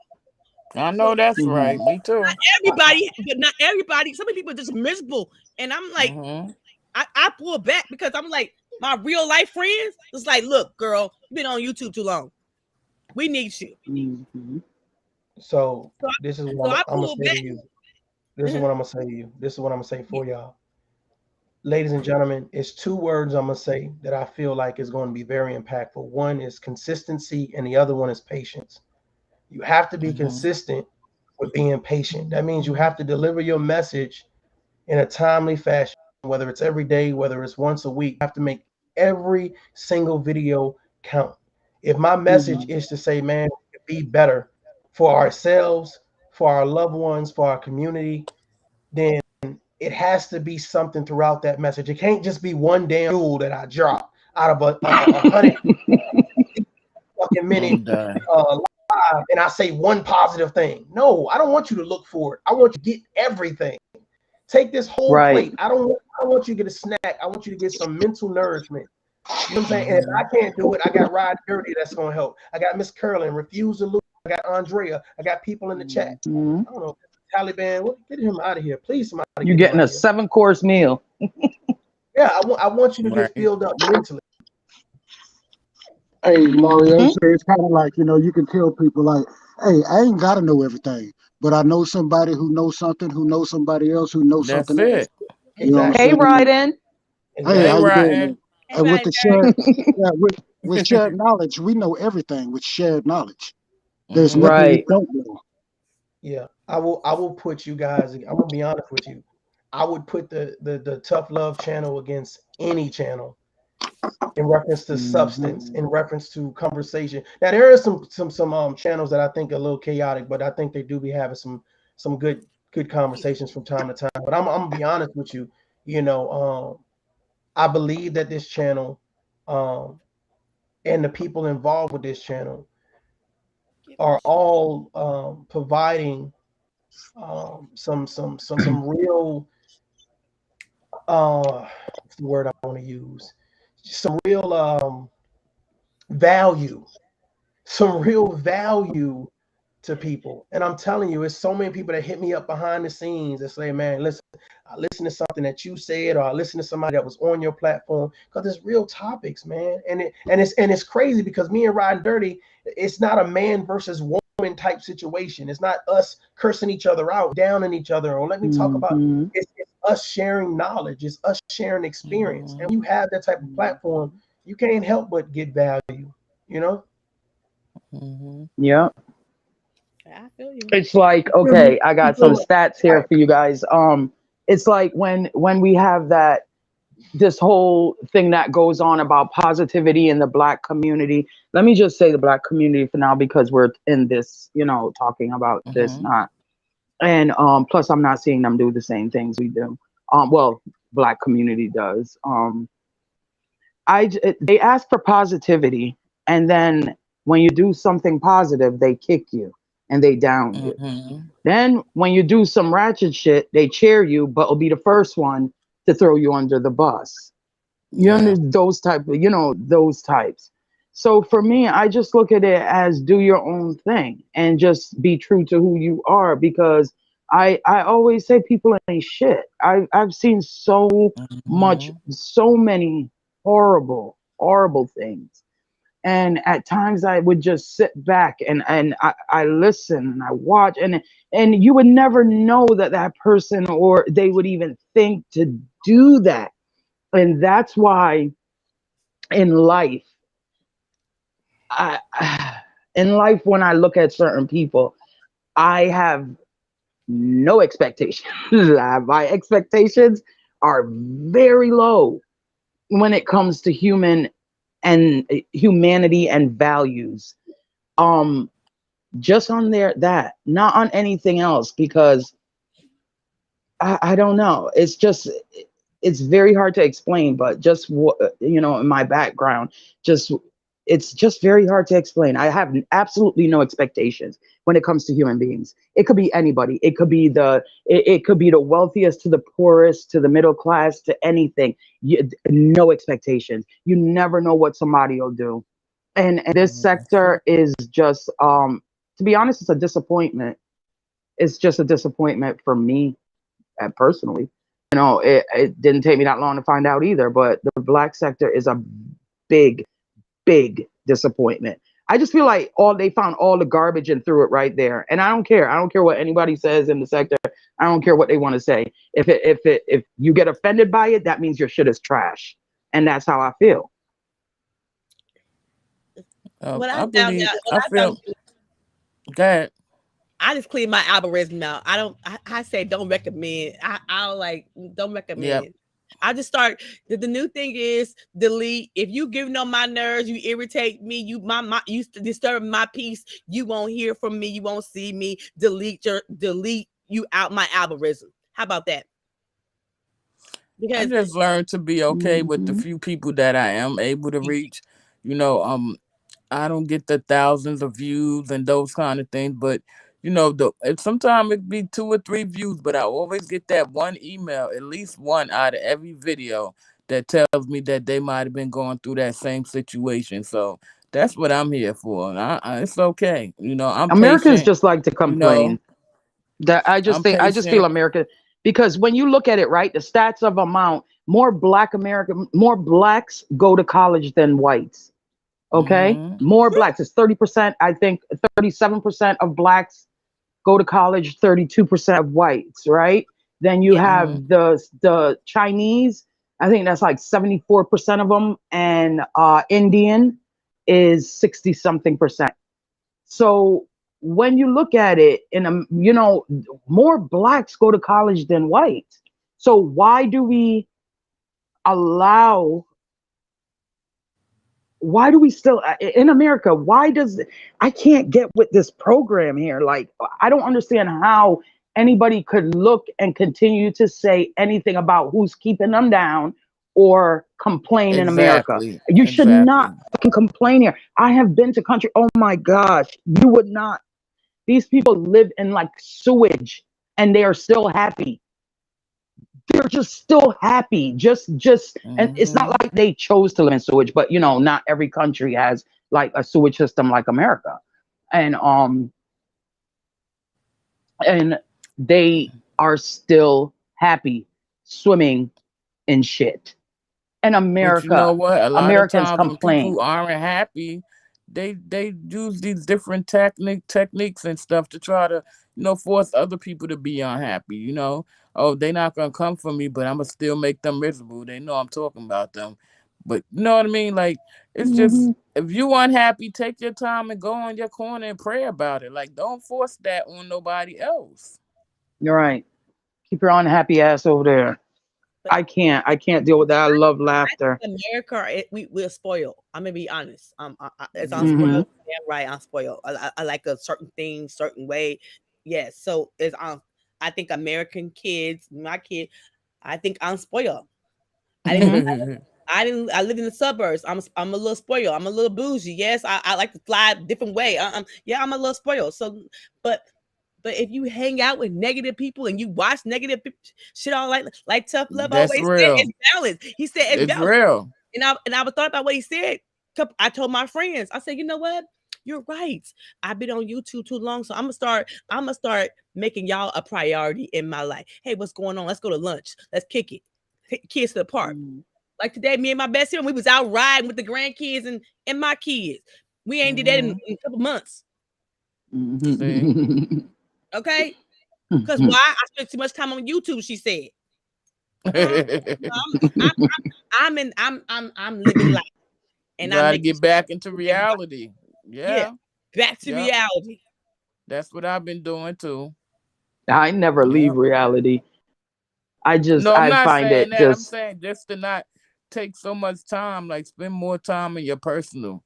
I just, I support, for the most part. I'm here. I deal with conscious, but for the most part, I just try to just stay in the space Moderation. where I'm able to keep my peace of mind, because at the end of the day, certain things you can't help but to stand up and speak up. You feel me? Yeah. But you try to keep certain things out of your eyesight so that you're not forced upon certain things. And for me at 50, certain things is just unnecessary for me to even be bothered with. Period. Or entertained. When a couple of my YouTube friends call, I was like, girl, I don't even want to know what happened. Don't even tell me. I don't even want to know. I don't want to know what happened. I don't know who cussed each other out. I said, girl, my new thing is, girl, if you call to disturb my peace, and my friends and family is upset because I have my phone on do not disturb now. My phone is on do not disturb. My son was like, Mom, why you not answering the phone? It's on do not disturb. That means you disturbing me. Sometimes you got to do that. So like I was like, I just told my best friend, I said, my phone is on do not disturb. And everybody is mad because and she said, why everybody mad, Dre? I said, because everybody thought I was owed them something. Answer the phone. When I'm asleep, answer the phone. When I'm not getting the rest when the kids are at school. My phone is on do not disturb. That means I'm sleeping. How about that? Sometimes you have to do that though. You have to. Yeah. I just decided at my age, I prefer seclusion. I prefer not being around a bunch of people. If I had to be around a bunch of people, I'd probably have to drink all the time. You know what I'm saying? I probably have to drink all the time. I mean, and I'm not a drunk. I can't do it. I can't sit around unless listen, it's different when I'm around like all my group of people, friends, and we're on the same kind of page. Yeah, we have differences, but we're pretty much, our moral compass is the same. And we like, they may go for a different part. They may be Republican, Democrats. I'm in between. I'm the type of person I am when it comes to politics. I just want the right people for the job. We're still gonna get screwed no matter what. So just put the right people for the job. That's it. So that we live this, fairy tale world still while. I'm not getting too deep into anything, because at the end of the day, that's not what I choose to like put into my head. I need to laugh continuously throughout the day, because the other side of me laughing is not good. And then log off and crying like, what?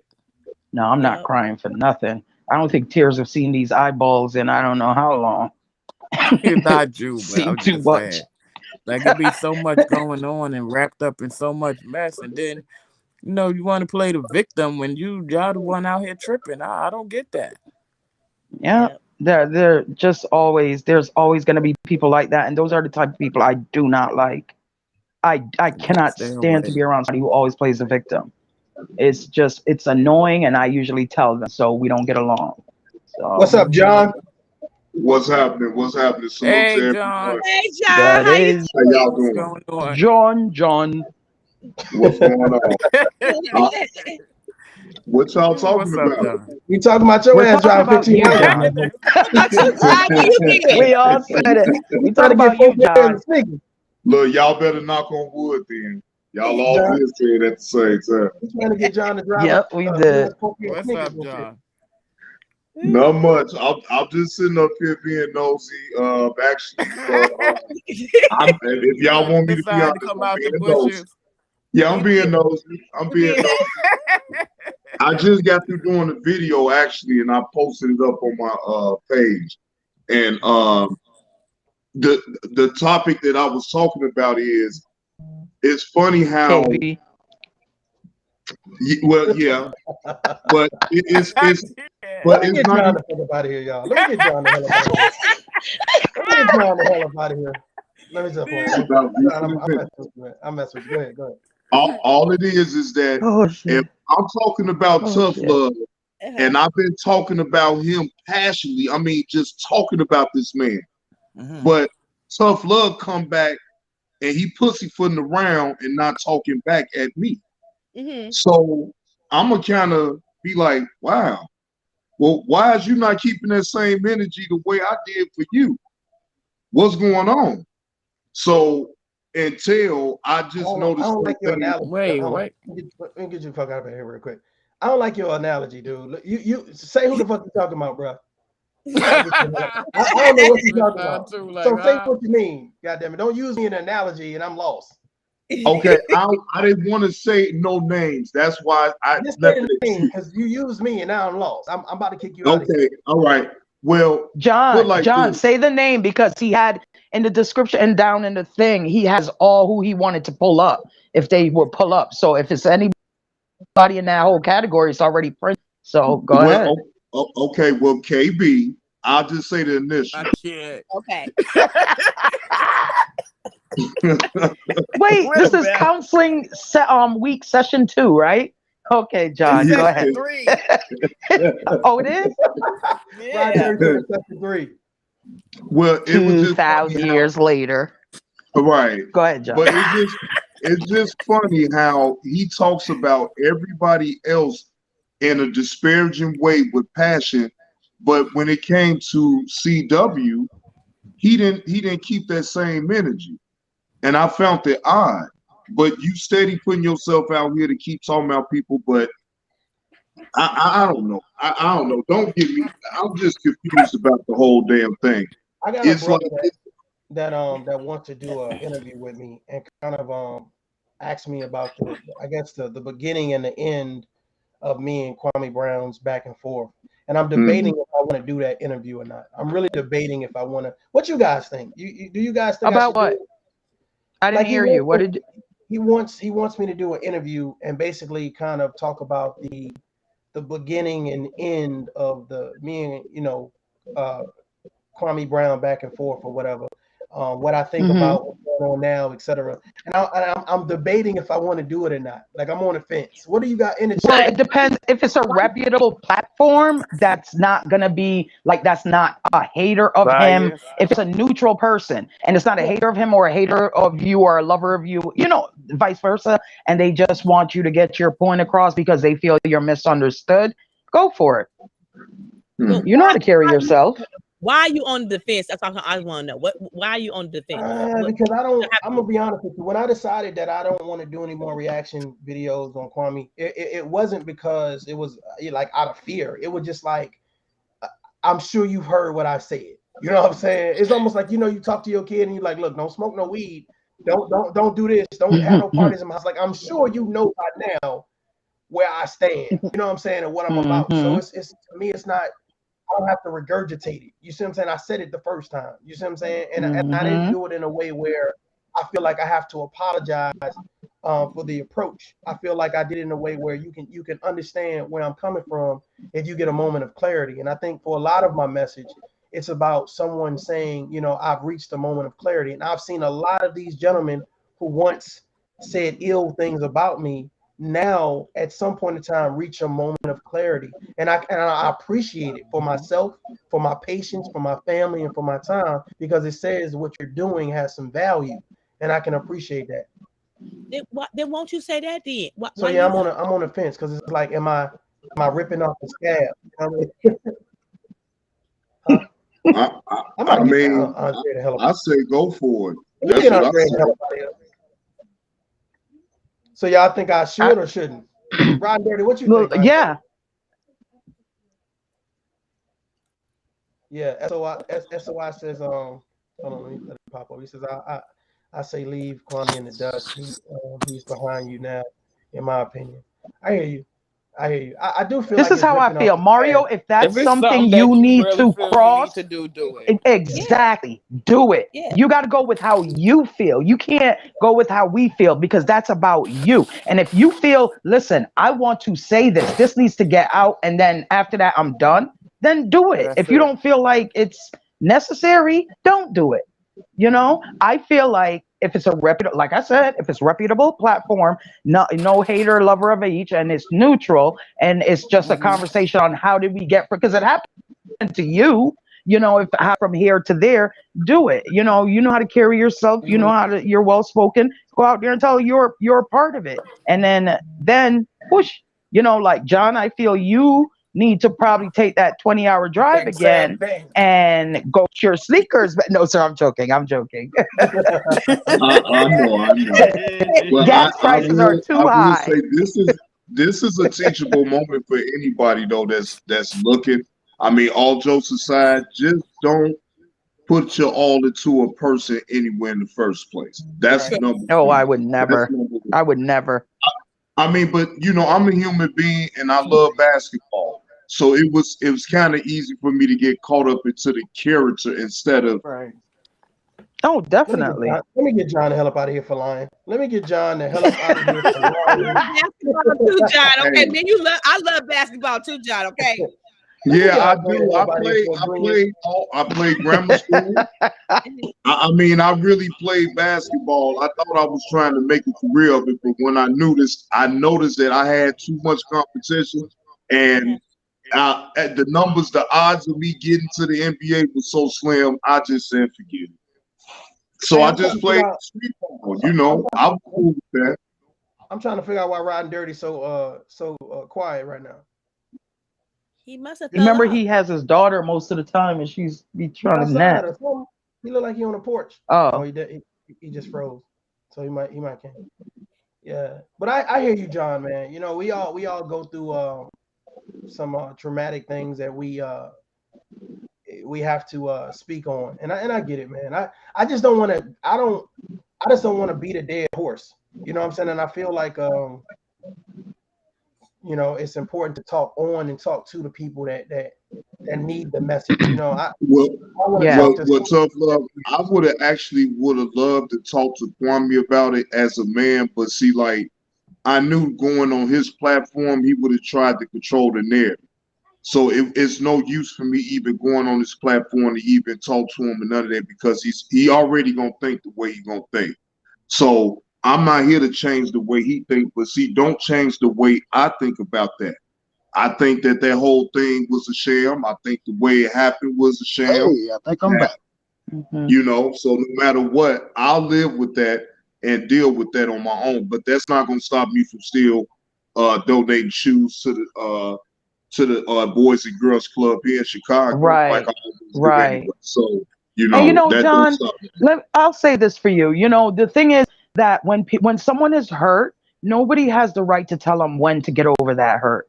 You understand what I'm saying? Like, when somebody's hurt, you can't tell that person, like, if something happened to them, oh, you need to get over that. No, it's their hurt. You know, and until something is resolved, maybe a conversation, maybe you know, break enough of his mugs, or, you know, or maybe you just might be happy to see his demise. I don't know, because it's getting kind of close there, you know. Yeah, I broke But the you mud. know, Yeah, when I broke the mud, that was symbolizing that was I did it, that whole thing. And even when Monty came out with his video, with I say I had to laugh like shout out to Monty, man. Hey, that video he did of me, I say, man, come on, man. I say, but he made me laugh though. He took my mind off the negative part of it, and I focus in on the positive.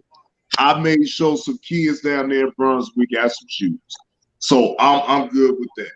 so what is it? Let me ask you this, John. Let me just I'm not gonna be a protagonist, but let me just ask you this. What is it that will make you feel feel vindicated? Like, what is it that's gonna be like, okay, I got that. Now you know what? I can move on from him.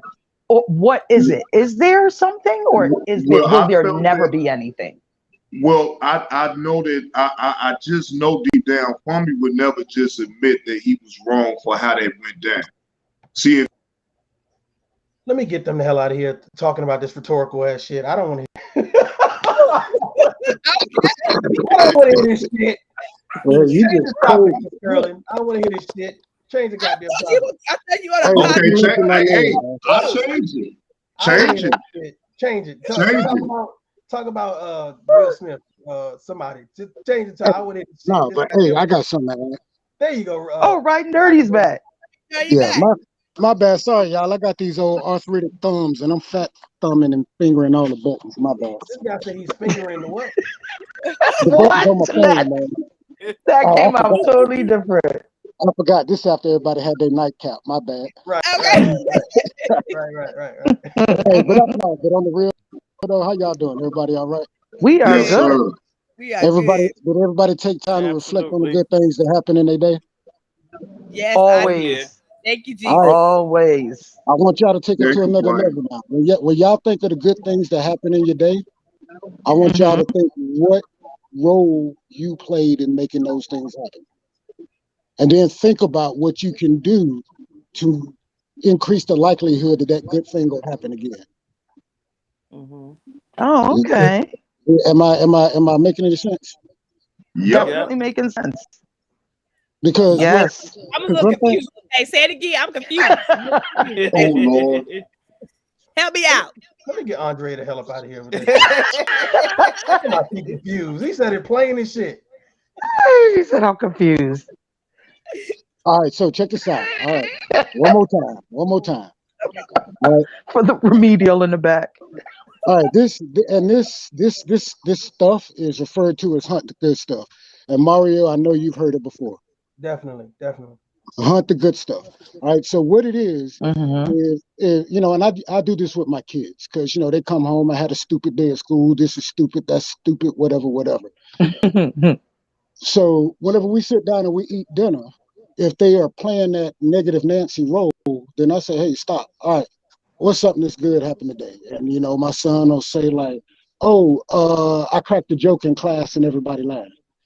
And I say, all right, cool. So you know, I ask him about, you know, where did he get the joke from and blah, blah, blah, and the situation that led up to it so that if he's in that moment again, he can purposefully recreate that moment and have that success again.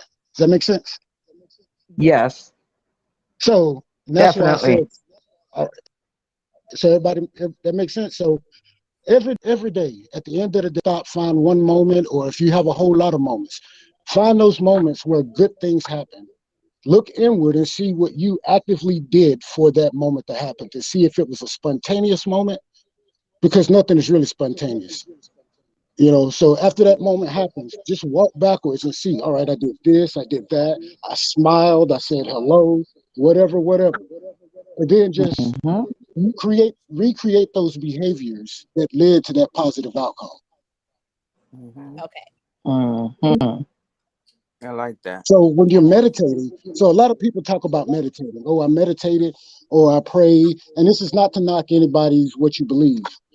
But Mhm. you know, we have to be specific in what we meditate and what we pray for. Yep. You know, Absolutely. and so you know, Mhm. just, you know, when you're praying for the signs, you know, what signs are you looking for? Are you looking for bad signs or are you looking for good signs? So if you're looking for signs of positivity, signs of peace, signs of productivity, signs of purposefulness, those things, that's what you're going to see. You know, those are the lessons that you're going to learn out of everything.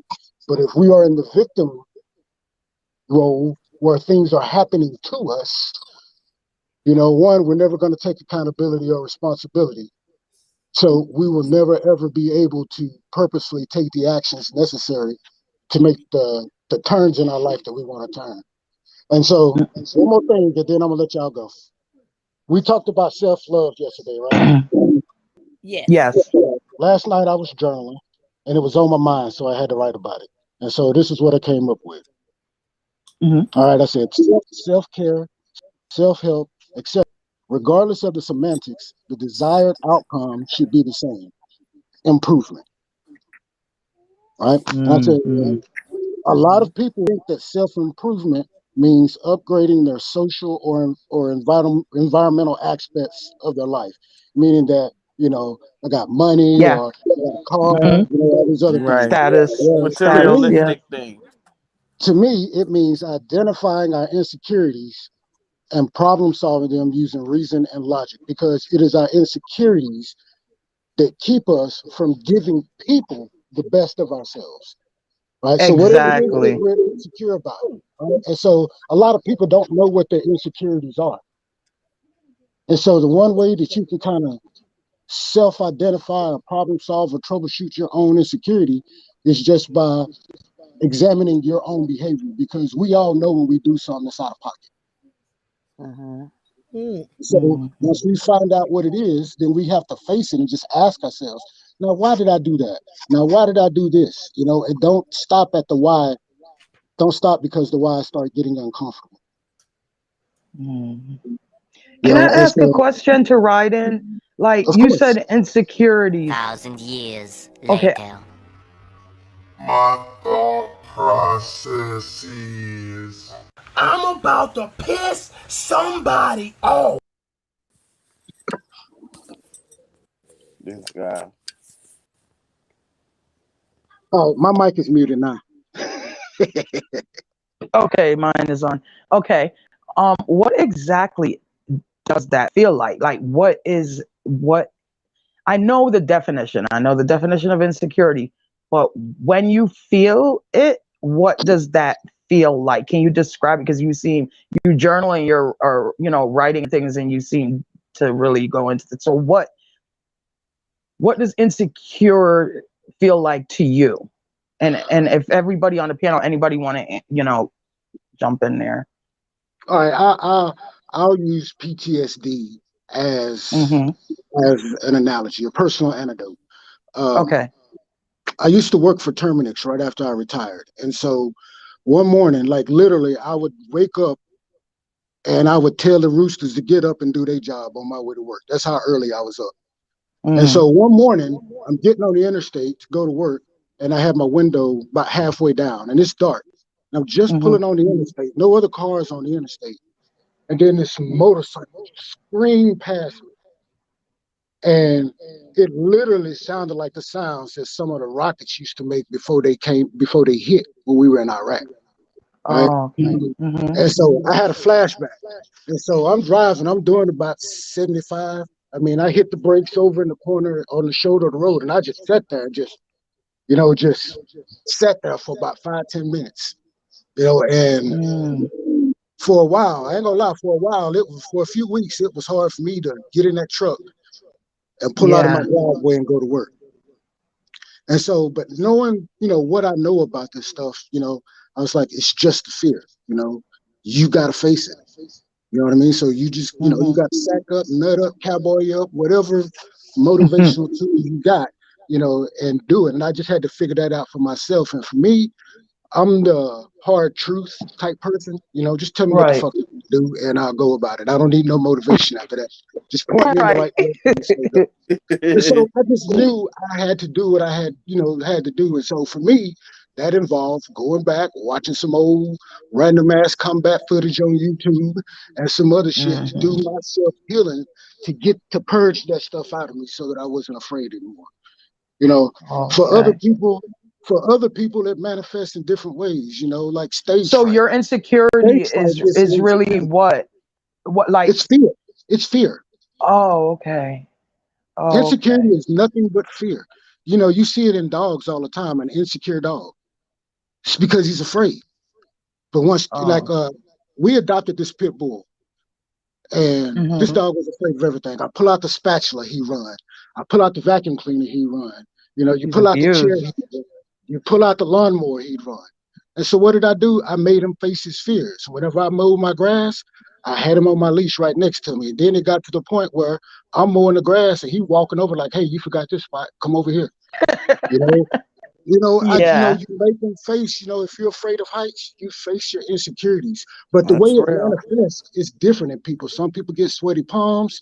Some Mhm. people get a nauseous stomach. Some people break out in hives. With my son in particular, whenever his insecurities manifest, he breaks out into itches. His whole body itches. And so for So it me, causes anxiety. The right, insecurity will cause right. anxiety. Because Okay. insecurity is fear, and fear in our terms nowadays just manifests itself in anxiety. I get it because when I was in a pedestrian car accident, I was hit by a SUV, and my daughter, she witnessed me get hit. So she suffered with an insecurity of allowing me to cross her because she didn't trust that it was safe to cross with me. And I didn't trust myself that it was safe to cross with her because of the accident. So we ended up getting therapy and stuff. That's how I got out of it. But that was one of my insecurities. Well, I guess my insecurity I'm is about like to just piss sitting by myself. So I don't have to beat somebody nobody's ass. off.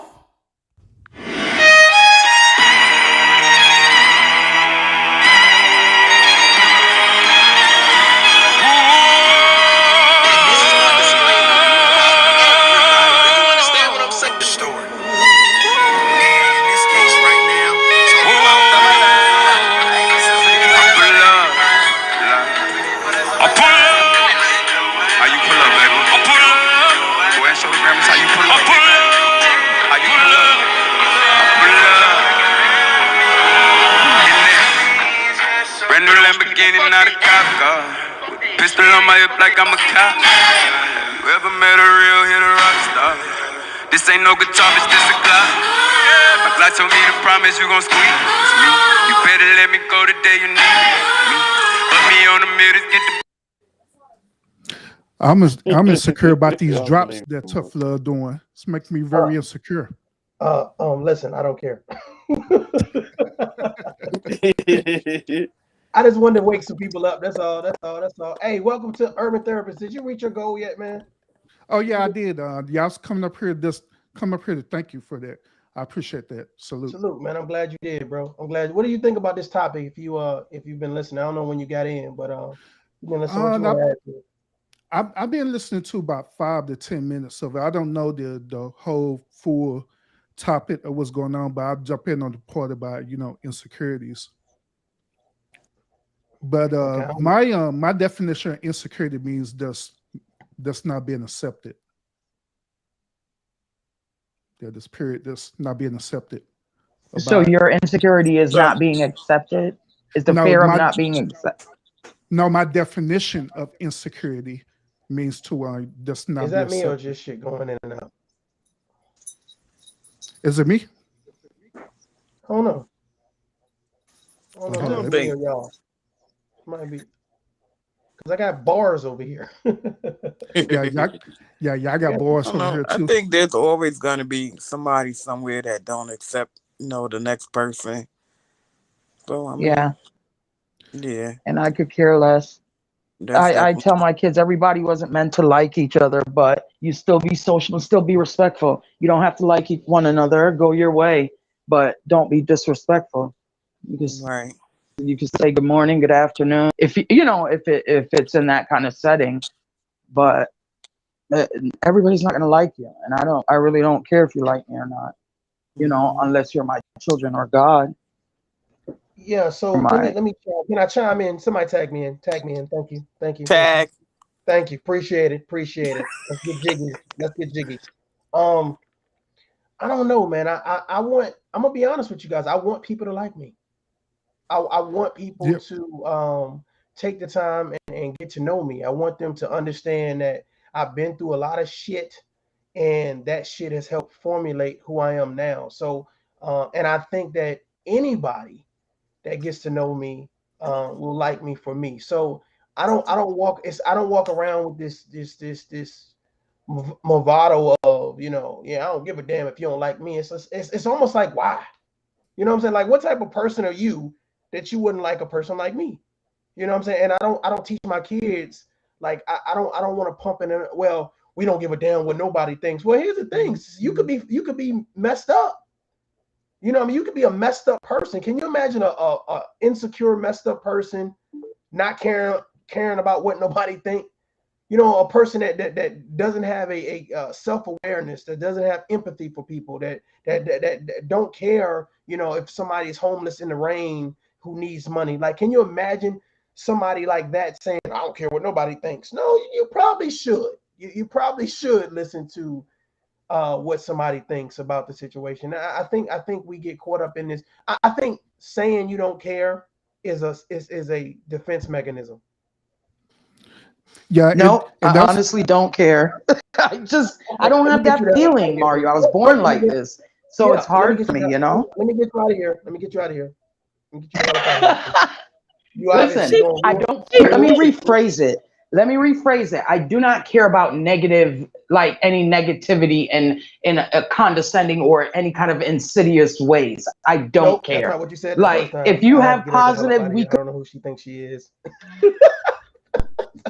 I mean, I don't think that it's so much that people like let me use this word. It's not so much that people are, desperate for people to like them and stuff like that. But I feel like it's more about just wanting to have people that, really understand what you're saying, or even just getting something out of it for their own self, judging for their own self, and not judging things based on how someone else is telling them they should treat a person or treat a platform.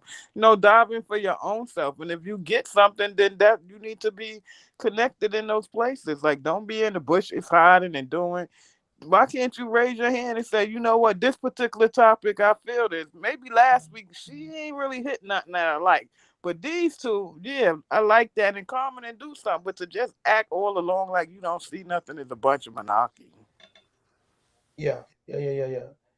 Miss Caroline, I was just messing with you. But I'm glad that you said, you see, here's the thing. I think it's very important that people hear what you mean the first time. You understand what I'm saying? I think it's very important that people hear what you mean the first time, because sometimes you don't get a second chance. You don't get a second chance. And we know the cliche line, the second chance, first impression, etc.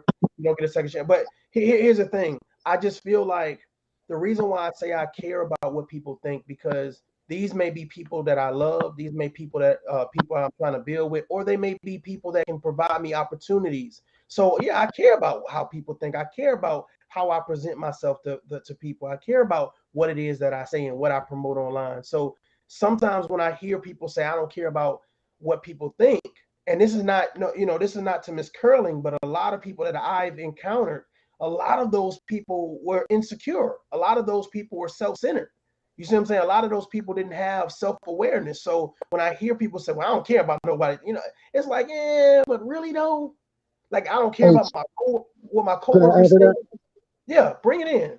Miss Curley, you still there? You know what though, man? One thing that I found out is that some of those people who say they don't care what anybody think, they really don't. But there's one person that it means the world of them what they think, and they haven't gotten that person's validation yet. And until they get that person's validation, nobody else's fucking matters. And that's the blunt, honest truth. I agree. I believe it. that you know what they will damn everybody else until they get the validation from that one person.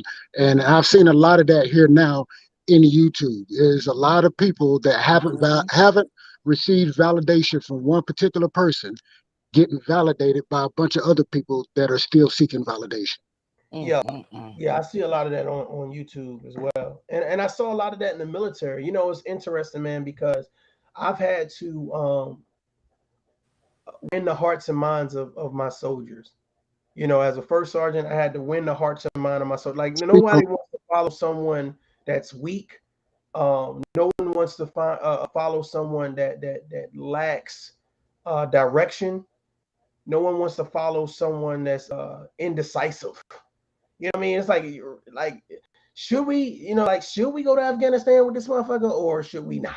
You know what I mean? It's like, if we go outside this wire, you know what I'm saying? Should we listen to him? Like, to me, gaining the trust of people and being self-aware is very important. I think that when we talk about insecurities or whatever, I think people are afraid to let either one, let people close to them because they've been hurt so many times, or two, they're not confident enough to be themselves. So they put up this bravado of I'm so tough, I'm so hard, I'm so nonchalant, I don't care about nothing, and and these will be the people that crash the hardest because they've never they don't understand the balance of what barriers to put up so people don't come real close to their heart. You know what I'm saying? They don't have a healthy barrier, and I think that's what happens in time. In time, we mature. You know, we mature to the point where we say, okay, well, now that I'm in this relationship, these are the things that I'm gonna do as an adult. Before it was like, hey, what do you bring to the table? And that's all I'm concerned about. You know what I'm saying? You take care of me, or you paying the bills, or you know. But then you found out that you really wanted somebody that cared about your day. You found out that's real. That's real. You found out that you wanted someone to compliment you and be spontaneous and laugh at your jokes and, you know, rub your feet. You found out that it wasn't just about the money.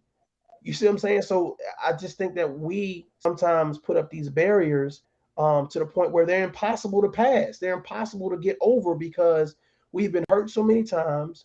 We've listened to people from that's in and out of broken relationships, and these are the people that's giving us advice. These are the people that say, well, yeah, as soon as you have a problem with your man, you should go sleep and get up on another man. As soon as you have a problem with a girl, you should head to the strip club and sleep with a stripper. So you have people. That's what I do. Advice. Right. you have people giving you bad advice, you know, and that's just the way, you know, life is. So when you talk about insecurities, to me, it's so many levels of that conversation. But Miss Curlin, she's right. You know what I'm saying? Some people have grown accustomed. I was born like this. Yeah, I was born this way. You know, so I'm a like I tell everybody, I'm not afraid to tell everybody I live in therapy. Also, I mean, my therapist, she'll tell me things like maybe because you know, I grew up abroad a lot of the times, and Americans are very emotional. And if you go to Europe, anywhere else, anywhere else, people just tell it like it is, and it's not really. They're not trying to offend you. They're just being upfront. And I think Americans, when we come back here, Americans aren't used to hearing the truth. They're used to people smiling in their face, and they'll smile in your face and hate you the whole time. You go abroad, you travel anywhere, and then if you live, because I lived in these places for years, a couple years at a time, these people, they tell you how they feel. So and then afterwards they'll shake your hand. You'll have a beer with a lager, whatever, you know, is going, whatever. But they tell you. So you kind of know where you stand with somebody. And in America, no. And if you tell somebody the truth, I guess their feelings are hurt. But I'm only telling you, because you asked me. Don't ask me and I won't say anything. I'm not going to offer shit.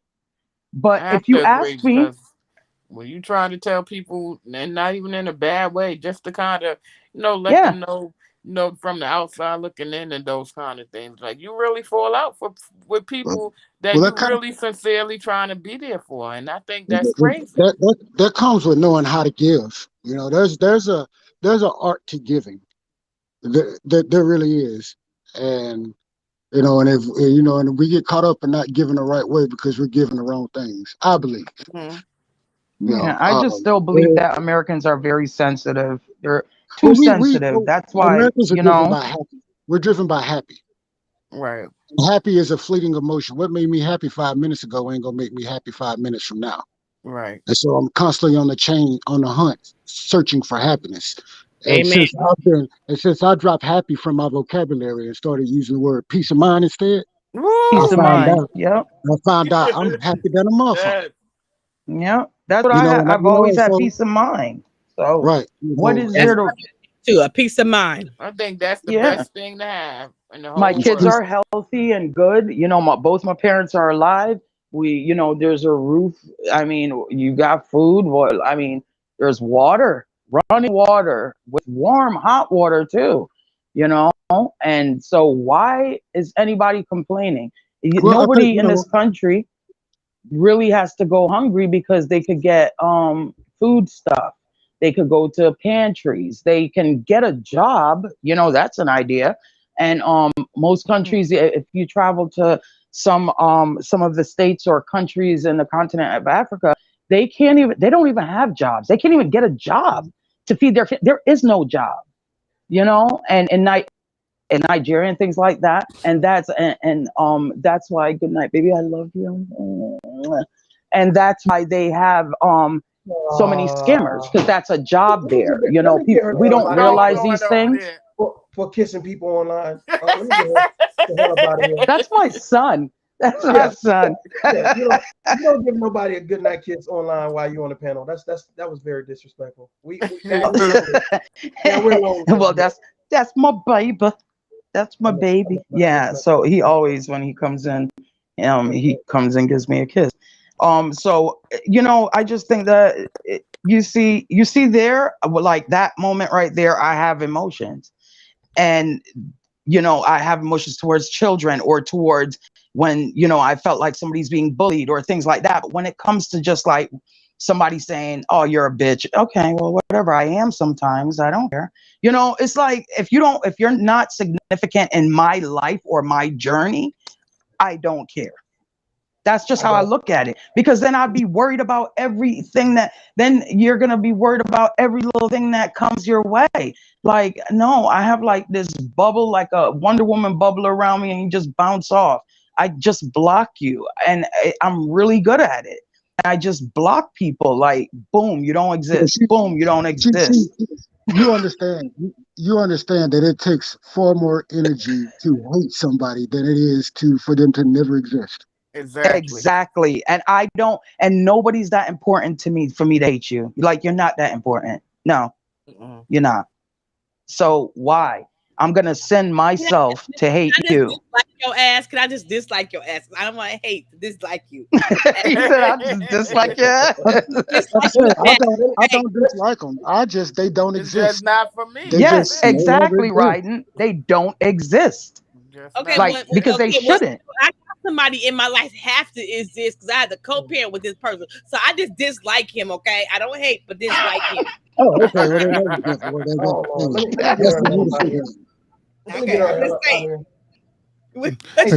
But Andrea, think about this. In order for you to dislike somebody or in order for you to hate a person, you have to actually still love them. There has to be an emotion there.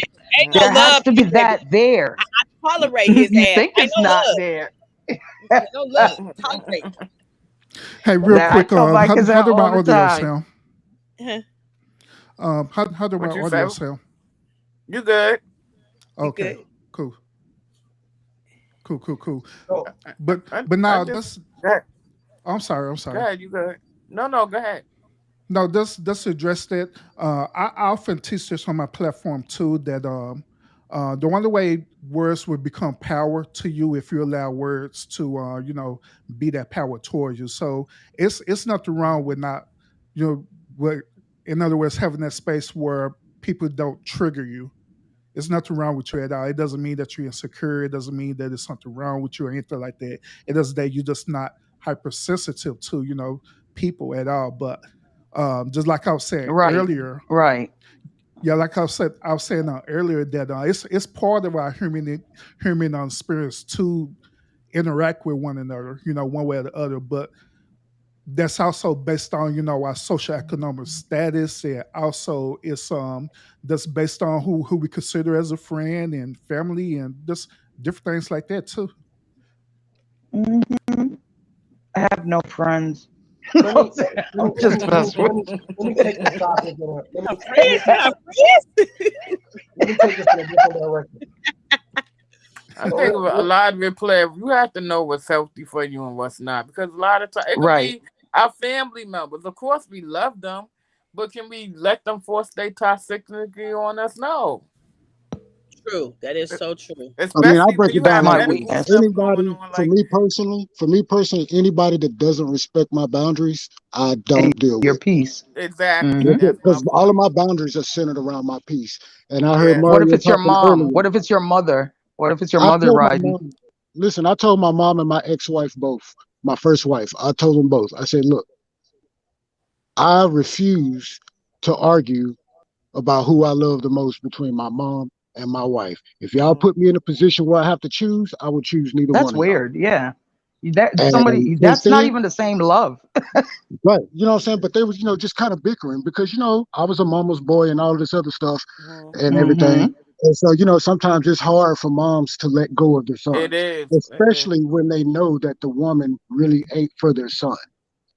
Oh You know what I yeah. mean? That's But different. Amen. but listen, this is where my stepdad comes in and he said, listen, he got to learn some shit on his own. He's got to. You know what I mean? You can, just let him figure it out. We're gonna see what we raised, one way or another. Yeah, that's great advice. We kicked the bird out the nest. Now he gotta fly. He gotta fly. God damn it, can y'all hear And me? so, but Yeah, once I I hear said you, that, tough but love. once I said that to both of them, I didn't have no problems between them, or at least not in front of me. And my mom didn't get in my business, and my ex-wife didn't go to my mom with our business, which is the way I like it. Mhm. And when we No, divorced, it was because we divorced, not me and my mom and my wife divorced. and she took half. No, she didn't take shit. Nope, I told her she can keep everything, and I rolled. Oh wow. It was like that, huh? Well, Like I was just, she had a son, and I didn't. Oh, So, okay. hey, you keep everything, and I'll bounce. I Right. can Watch, get back. make him start over. Right. I wasn't gonna put her on her ass with a son. What kind of shit is that? He wasn't my kid, but still. Right. Right. That's So, commitment. I like that. Everybody ain't as what's the word, gracious and do shit like that. They be like, this shit mine too. Divide. Mm-hmm. Tough, you were saying something. You were trying to change the subject. I might kick all of y'all ass off this channel. That's what I'm about to do. No, Tough Love was getting ready to do another drop. He can't even get his own conversation. Yeah. No. It's good dialogue. It's good dialogue. But I wanted to ask you guys about this right here. It was a lot of conversation probably about a month ago about constructive criticism. What do you think the reason why we as adults we shy away from constructive criticism, and why is it not accepted? Because it's sometimes there's 'Cause things it's that we soft. refuse to deal with or I'll go aren't ready last. to deal with within our own selves, and so we block out those that are trying to help us to see. It depends on who's giving constructive criticism. Because if it's my home chick who been knowing me 25 years, hell yeah, I'm making Yeah, constructive because I check my criticism. homies. Yep. Okay, she gon'. But if it's somebody off YouTube that I don't give a fuck about, don't know me, don't know what I'm doing, they gonna get All right, never mind. All right. I'm just keeping it 100. You don't know me, you don't know my story. What? You give me what? Oh gosh, I've got to bring you to Walmart with me. I can't. Well, I'm just being honest. The people who love me is gonna give me constructive. yeah, they let you tell them the truth. They gonna tell me the real deal. But somebody from YouTube don't know my story, don't know me from Adam, gonna give me some constructive criticism. No, I ain't taking it from you. If I'm around somebody, if somebody calls me their friend or family and you do not correct me when I'm wrong, I don't want to be around you. Right. I'll Because be upset I with have a you. moral compass. I have that shit in my head too. And I know if I fuck up, if I'm messing up, and I know everybody knows when they're messing up. So if I know if I did something wrong, or, and the person doesn't check me, say they don't do it the first time, but I did it again. And I give people 3. That's my number, 3s. I give you that. We can't be cool, because then that means, and I could get hurt. Like, and I tell my kids the same thing. So I lead by example. Like, if you can't check me, then that means that you're more of an ass kisser. Like, you fear me. You don't love me. So I like people to love me. You know what I'm saying? Love me. Because if you fear me, if you just fear me, then that means that you will watch me get killed. If you love me, you'll die beside me. You understand what I'm saying? Yeah. We'll fight together. But if you fear me, you'll sell my ass out. So I don't get down like that. And I've learned in my life, like, if I don't have to say nothing to you, I just won't talk to you no more. And that's it. I don't care. Ain't no more People who know me, they know better. Yeah. I mean, I've even actually had people say, well, I didn't even realize that. I'm glad you said something. And then you got those that say, well, that's how you feel. That ain't how I feel. Throw the shoe, throw the broom, throw everything. Like, what? And anybody who knows of me, whether a colleague or a person or a friend or family, my personality just speaks for, like, I'm consistent. So, like, don't ask me anything. If somebody's getting to know me for the first time, they bring a friend around me, they'll say, you know, Tonya is honest. Like, if you go on this, she's very honest. I don't know. Sometimes, I don't know. I just say how I feel, and I'm not being hurtful. So most people understand that. The majority of people that come around me, when I say something to them, they understand that I'm not trying to be hurtful. I'm either asking because I want to know, and I really want to know, because if I don't give a damn. But if I ask, I really want to know. And if I'm talking to you, I actually like you in some way. You know what I'm saying? Because if I don't like somebody, oh my gosh, I just won't. They just don't exist. So it's like weird. I know it's weird, but it's my weird, and I don't give a damn. So you said constructive criticism, right? Yes. Yeah, constructive. Yeah. Well, and just a little background. I used to really have to do this for a living. I was a health inspector, so the whole job is about providing constructive criticism. They hated you. And and I'll be honest with y'all. Hard to walk into somebody's barbershop or somebody's daycare center or wherever, tell them that they are foul, and for them not to get mad, and it's an art to it. And so, constructive criticism, one, it's centered around authority and influence, right? Because I can criticize you and criticize you all I want, but if I can't hold you accountable, then what's the point, right? So when it comes to people that we can influence or that we do have, it's more than just saying what's wrong. It's about having a plan and a course of action to get better. Just small steps or how that person turns in order to put criticism into action. Andre 3000 had a lyric where he said, she's telling young men that selling is a sin, or young men that selling is a sin, new ways to win. Right, so we can play it all day. We can't how to do better or just solution and win. Right. If we give solution to just adding to the chaos.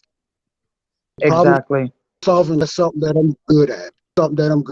I can solve other people's problems. Yes. So I'm gonna go music. This guy. I just look at it. It's easy to solve other people's problems. I don't have any problems. I believe people create their own problems, because if you're in a situation and something needs to get done, do it. Just do what needs to be done. Nothing is you. There's 7 billion people on the planet. I think everybody's gonna stop because you are getting evicted, or you can't pay your car note, or you'll get a job. Don't sit there and expect the world to change for you. It's not going to happen, and it never will. You know, Right. And so like I say, we I get just caught don't because just we get caught do. up being happy. We get caught up being happy instead of doing what offers peace of mind. Like it's somebody listening But right now. They wouldn't it listening make to them this because feel it make good them to know happy, that they're and not they getting need to go play evicted? some plays. So what? Mm-hmm.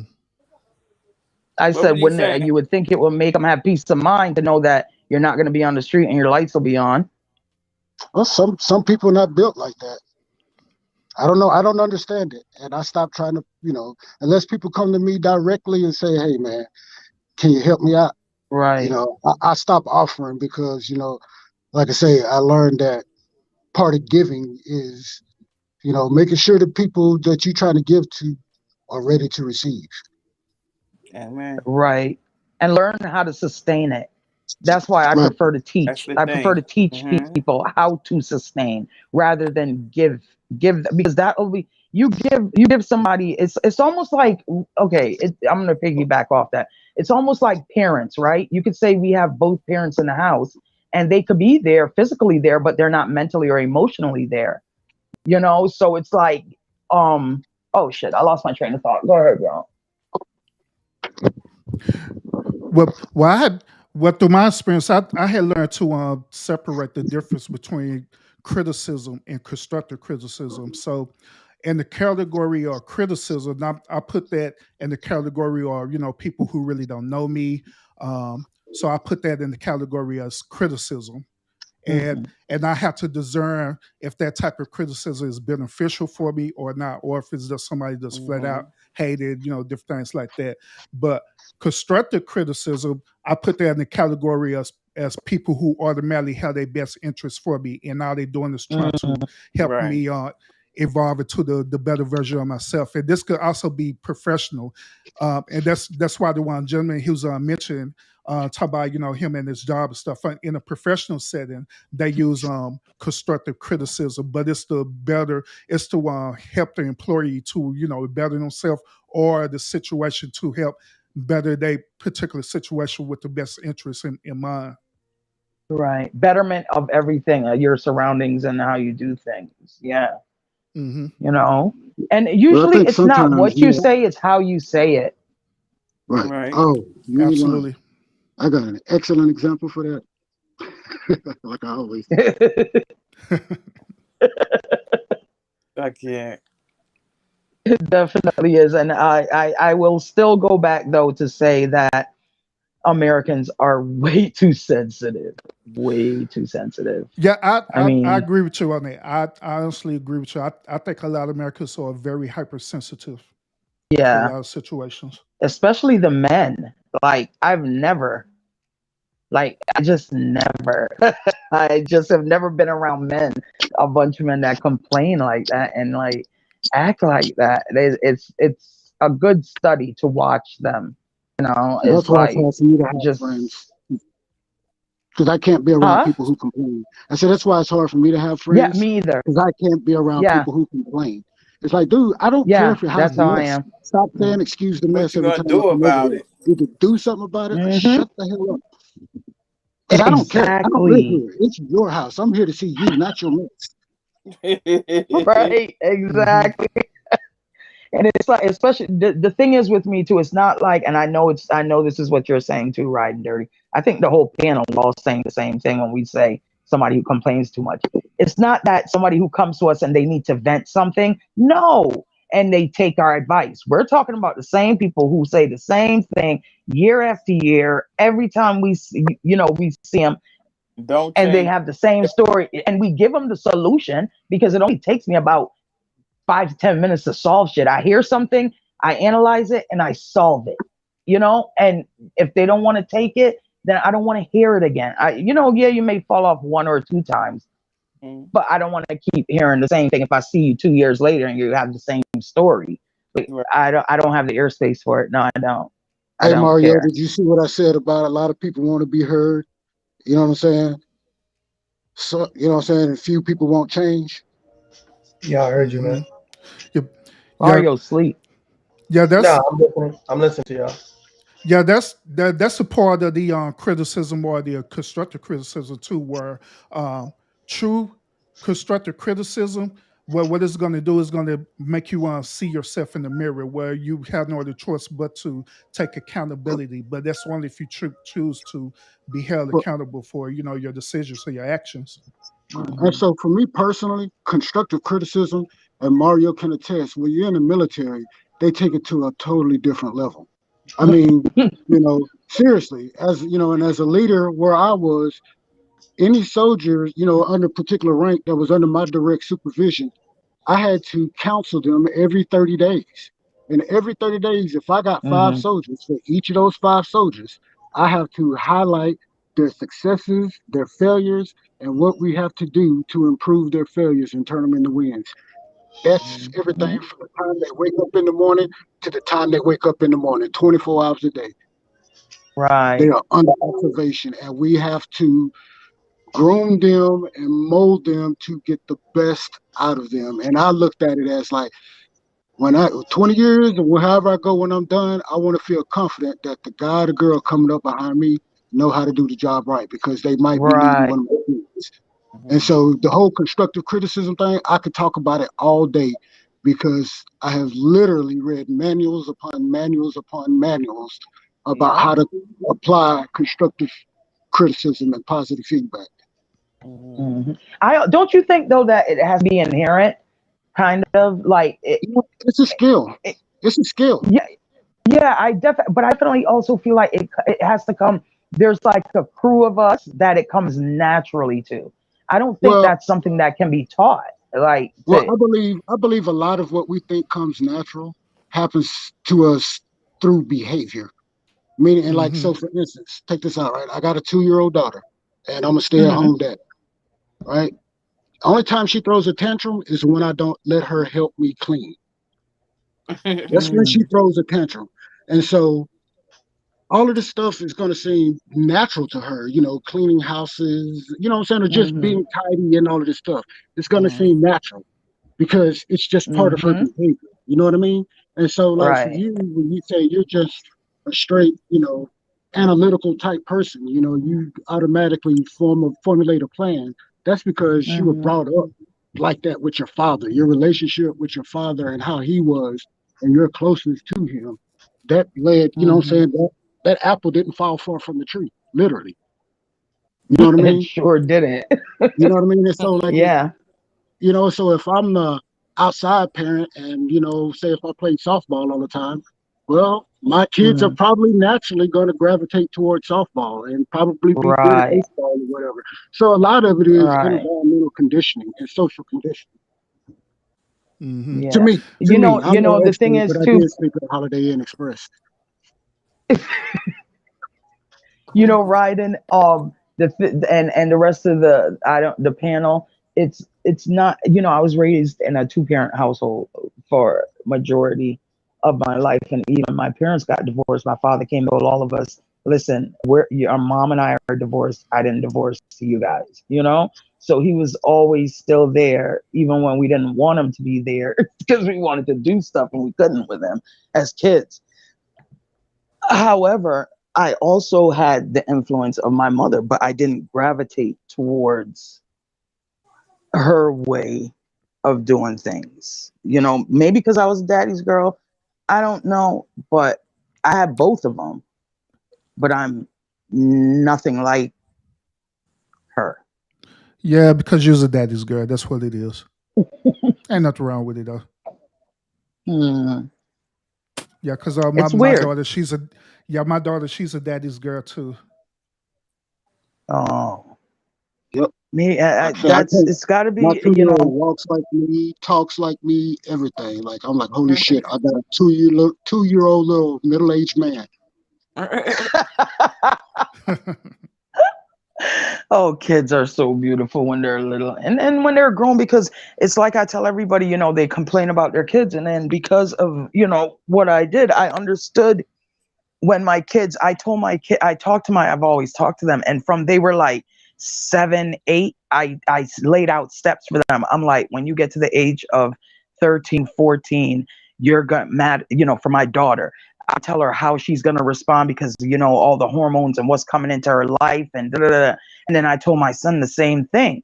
And then I also told them to wait you know, before they get any kind of intercourse with any wait, you know, hold that, you know. So I kind of laid all that out. And then now my son, he's getting married. I picked his wife, you know, so therefore it's waiting for that. It's just different because it's like in America when the traditions are different.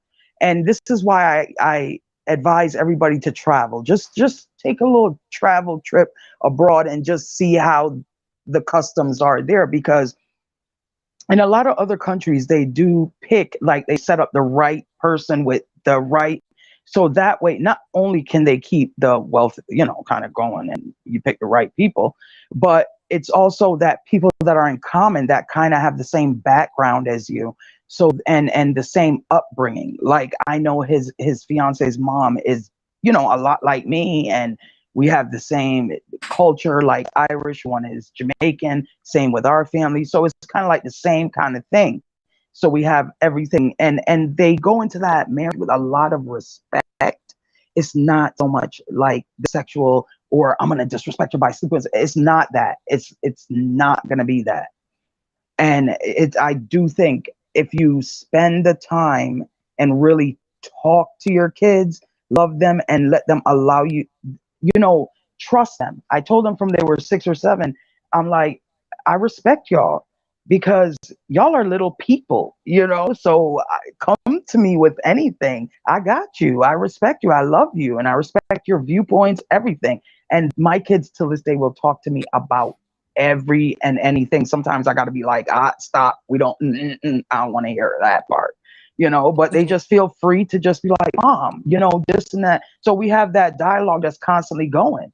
And when they're married, that's when they, you know, move into their house. But until then, I have to teach his fiance how to be a good, you know, this is how he is, and at the same time, Blake, this is how she is, and understand each other. And if you are, you know, there's healthy arguments, but this is what you're doing. You're committed, you know, stay together, stay the long run, work things out. She's not always going to be that model. You're not always going to be that good looking. One of these days, everything's going to start sagging.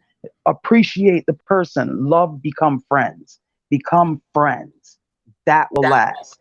Love fades. Because it's really not love in the beginning, it's lust, isn't it? Mm-hmm. Yeah, this my perspective, just based on the American culture. I believe that it's based on the social class too. I believe that the upper level social class, they're the one who are teaching, just like what you're talking about, like prearranged relationships and prearranged marriages. I believe that the higher social class in America is teaching that to their generations, but however, the middle class and the poor class, they're not teaching that because the reason why is because the behavior of it is more of a survival type mentality due to, you know, saying their social economic status. So that's why they're too much not teaching it. But you know, in other countries, like, there's a lot that they're not wealthy. You know, they don't even have no money. It's just a matter of like, you come into the relationship with honor. You honor him, he honors you. You treat each other a certain way, you have respect. And that way you're not coming in first with the lust, because lust fades. Love doesn't. So that's why I said I take love out of things. I use that word freely because everybody's like, oh, I'm in love, I love him. No, you know you're not. So why 5 years down the road, now you're not in love with him anymore? I mean, why? So that was lust, wasn't it? Everybody always says the first 3 months is the honeymoon period. We have such great times. 10 years down the line, why don't we be like we were then? Because that was lust.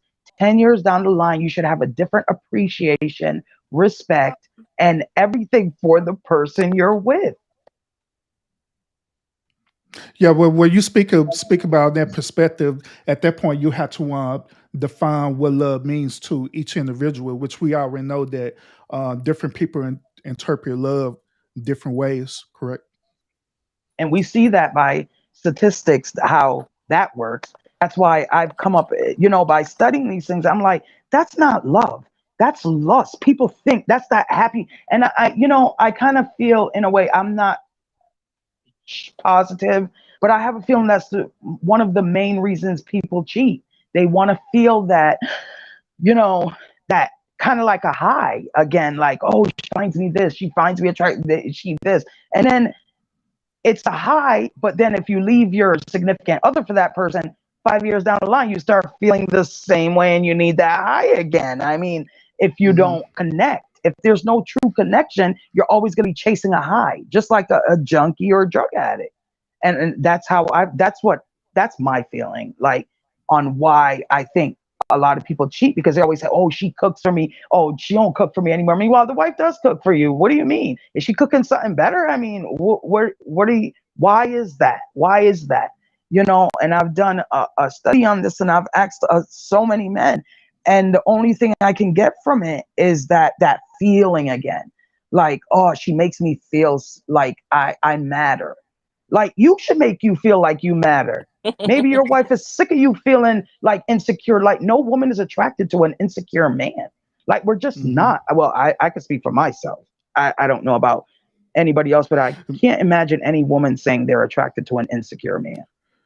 It's very interesting that you're talking about this, because I actually talked about this on my platform before too. But what happens is that through the initial stages of dating, people normally become what is known as hypocrites. They be an actor. They be pretending.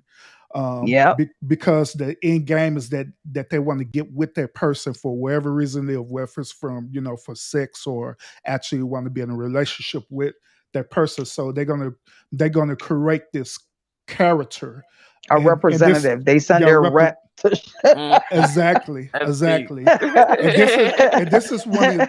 I teach this to my kids too, because they're in a teenage age now. But I teach this to them that it is not beneficial for you to tell a person right off the bat what you're looking for in a relationship, because when you do that, then they're gonna be that representative. They're gonna become that for it, right? Exactly. So they're long term. Then later on down the relationship, that's when they start saying, "You changed. You're not the person who you used to be." Yeah, because my rep left. Me to be. My rep is off the clock. I need to be this person to be there, so I became that person. Absolutely. So what would be a better solution of that is to not tell a person that, but however you judge a person based on their actions, period. Because on their actions, how the way they brought up is going to come out, and all you got to do is observe it. You observe their actions. Period. Once we observe their actions, then you're going to see how the way they are. Then you make a decision whether if that's going to be a best fit for you in the relationship. Study shows that it's about 90 days, and you will start to see the little bit of them. I mean, there's red flag if it's a messed up thing, because like I tell everybody, when you come together in a relationship, it's two different people coming together from two different homes. They were brought up different. So now you have to cohabitate, and you have to come together and understand that, hey, this person may eat hot dogs every day for dinner, and you may have chicken, rice, and green beans, and different meals, and you can't expect them to act just like you. But you do have common grounds. That's why you love one another, and you have to compromise. He may be used to leaving the toilet seat up because he's not used to a female being in the apartment with him. So just put it down. Put it down. As long as it ain't dirty, just put it down. So you have to compromise and pick your battles. Like, am I going to argue? Like, I chose to argue the last 5 years. I really did, y'all. I chose this to say to my ex-mate, like, why do you always have to leave all these breadcrumbs on the couch? It's something about that really bothers me. And it's not so much that he leaves the breadcrumbs there. It's the fact that I've been telling you this for 14 years. You have no respect for me. You have no respect for what I've asked. Like, why do you do this? Why? So it's like, I chose for a while not to pick that battle, but it came to a point where it was just like, all right, I'm just going to take the bread and crumble it up on you. Like, okay, here. You see how this feels? Like, you leave it in the bed, you leave it on the couch. Why is there always crumbs everywhere? Why? So it's like, if he was to say to me, babe, I don't like that. Don't have crumbs in the bed or on the counter or rice or spilling spaghetti. Why are you eating in the bed? Get your tray. Or if he says that to me, I'm gonna be like, okay, and I'll not do that. Just simple. Like I'm just not gonna do it.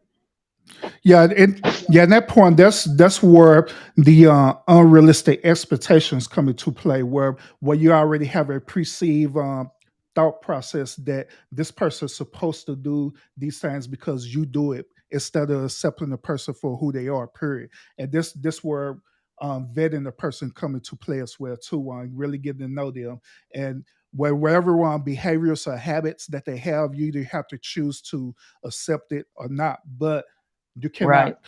cannot control their behavior. You cannot manipulate and control them and make them to do that, because what's going to end up happening is going to become an unrealistic expectation that is going to become toxic. Yep. Exactly. I And that's think, why I it think ends. oh, go ahead. Now you go ahead. So we often, That's we true. see those qualities in people that we can't live without. Like, oh man, she do this or he do that, or they got this or they got that. But we don't focus on them one or two damn thing that irks our damn nerves. They do them one or Mhm. two little That itty bitty that things, irks But my nerves. like the thing breadcrumbs, that like Get in the breadcrumbs bed. that keep In you the in a bed. perpetual conniption fit. Oh my Exactly. gosh. isn't I it feel like there's important a to boulder under my back if there's one drop of breadcrumb. It just And, feels like there's a boulder in the bed. and so to allude what the gentleman was saying when he was talking about vetting, it's like, what qualities are Mhm. we vetting? Maybe we start to Right. use discriminatory language in our vetting process. Use it to, what? No, this disqualifies you. You know what I Hmm. mean? But we got to know what those disqualifiers are. Right off Yeah. the bat. Bread in the bed. Crumbs in the Yes. bed. Yeah, exactly. Like even right now in my current relationship or in my current marriage and stuff, there, me and my wife, obviously, we're two totally different people, which that's how the way we're supposed to be. There are certain Yeah. things that there are certain things that she do. I just automatically do it, and I just don't allow it to enter into my space to bother me. You know what I'm saying? I just automatically just Mhm. do it. But as long as there's certain stuff that she do, it's not toxic, it's not causing us physical, emotional, and spiritual harm, then I don't make a big deal about it at all. Period. That So you is would me. sleep in the bed with a whole bunch of breadcrumbs? No, I just Would that clean. bother you? No, I just clean it up if it is. I just clean it up and keep it moving. You every day, every I think night, what he's I you saying is sure keep doing. will. I everybody sure got their will. own boundaries. Yeah, Oh exactly. God. I sure will, because like in that particular situation, I consider that as something that is not that serious, where it could be easily resolved. Maybe that's my partner's weakness in that particular area, so I could be her strength in that and just go on and do it. You know what I'm saying? Also, hey, so can we do y'all mind like doing an active troubleshoot to see where this stuff comes from? Yeah, Yeah. absolutely. Hold on one second. Let me grab my book. Uh-oh. it's This is going how I feel down. about the. This is what I feel about the breadcrumb. It's not the breadcrumb. Okay, this is how I feel. Okay, when I see it in the kitchen like that, and I know when he is trying, he would get something and wipe it off, and I'm like, thank you, and I would congratulate him for it, like, wow, this man actually wiped it, thank you. But in the bed, you do not eat. I had to put him in the spare bedroom. I can't do that. I can't. I have sleeping issues already. I change the sheets like 3 times a week. Stop doing that. I don't want to keep changing. I don't want to keep doing that. Like, stop doing it. I'll come there. I'll just change it. Everything is white. I'll come in. Oh, I'm sorry. The whole plate of spaghetti. What? Are you sick? Why? You do this every day. Why do you keep doing it? That's disrespectful. It's disrespectful to me. So the real underlying issue is to figure out why it's disrespectful to you, so he can understand Because it's nasty. It's nasty as hell. That's like when he comes in and he was white. He would put his sneaker, like, sit on the bed and then put his sneakers on his feet on the bed. What? Who does that? Apparently he do. Who does that? Who does it? And you see a whole white. You see everything is white. Why? Tell me why. I want to know why when I say, come on, man, nobody just sits in the bed with their shoes on. It's some weird shit. Mm-hmm. It's just weird. But yeah, that goes back to what I was saying earlier about us vetting one another and stuff too. Now if you know that that's part of a behavior that your significant other do and they're continuing that type of behavior, there have to be a reasoning behind why they doing it. You know what I'm saying? So nasty. Yeah, so there are different ways to deal with that situation. And one of them is what I was talking about right now is that if you know that that's one of the weakness of your significant other, what's wrong with you rectifying the situation by you correcting it on your own and do it and don't even worry about it? Because there's it's not, 150 other things that I'm correcting already. But it don't matter. But that's what I'm saying. It don't matter though, because like I say, if you say that you love that person, you make vows to that person for all the conditions that you make the vows for, so it don't even matter stuff. So you're gonna do everything possible. But it does matter. Vows don't make it not matter. I don't believe that. I don't believe just because you took he took the same. Well, I wasn't married to this one, but he takes the same. If you're married, y'all both take the same vows, right? Like you vow to be with him, did all the same, mine, yours, mine, the same vows. So then if I ask the one thing, because not a lot of things bother me. I really don't get bothered by things. Like, I don't care. But when it comes to, because I have OCD, when it comes to certain things, and you know this, just, everything else I let you get away with. Like, I don't care. I don't care. He could go be with another female. I wouldn't care. Right, so he's obviously he's crossing a boundary. Right. And so this, this disrespect boundary is tied to this boundary is really deeply tied to a particular belief or value that you hold.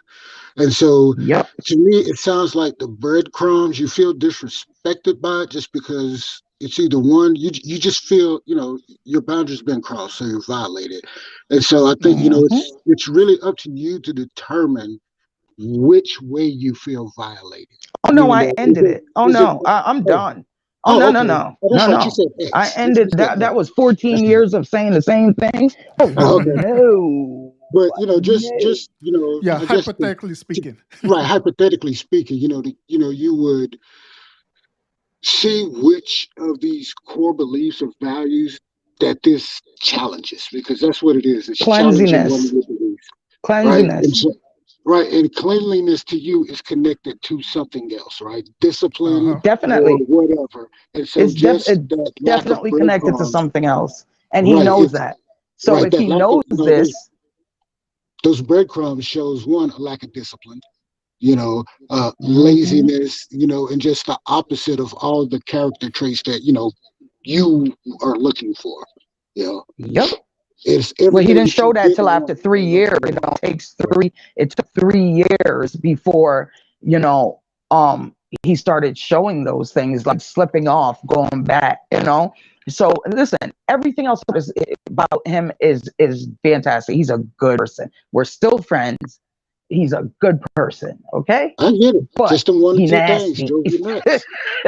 Yeah, but the breadcrumbs is what set it off, huh? No, it's not just the breadcrumbs, man. You gotta be thinking Hansel and Gretel. Everything. What? So now you're here thinking Hansel and Gretel with these breadcrumbs. Shit, that's what I was thinking too.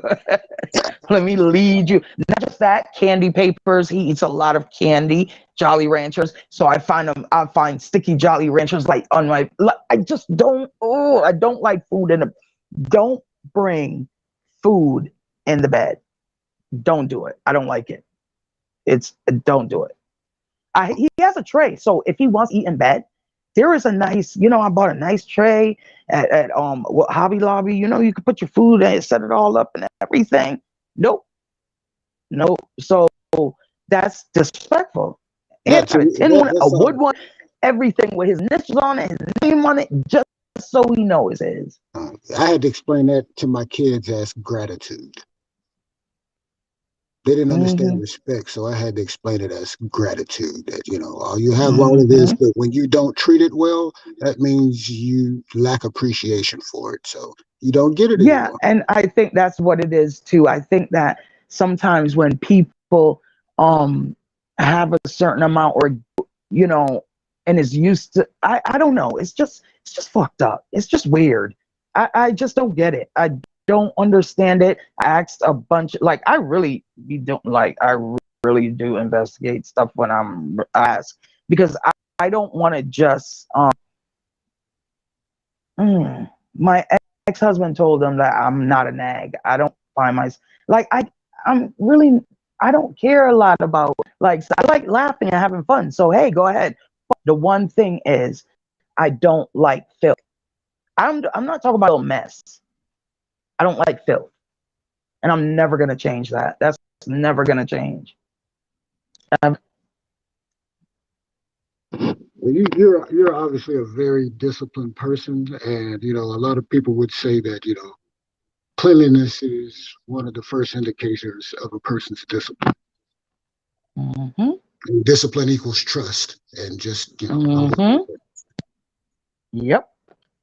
And that's how I feel. I'm never gonna change that. I'm never, ever, ever. You're never gonna come get in my bed with shoes on. I don't like it. No. You should respect that. Take your shoes off at the door. Don't open the refrigerator without washing your hands.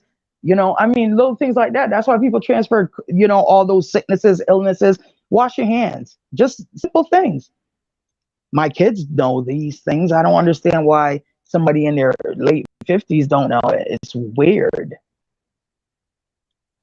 Freaking weird to me. So, no. It's a deal breaker. Riding Dirty, you had something you said you were going to ask. I can't remember. You went to go get your notebook. I ad-libbed. I did it on the spot. Oh, okay. Yeah, man. But that's a great conversation tonight. I really feel like whenever we talk, we always get understanding from each one another and different point of views. Especially myself, and understanding, that there are good people out there still. I'm joking, but there are, and intelligent, because if you sit and you watch a lot of Black YouTube, you'll really think that I swear, I know white people think that Black people are just all like that.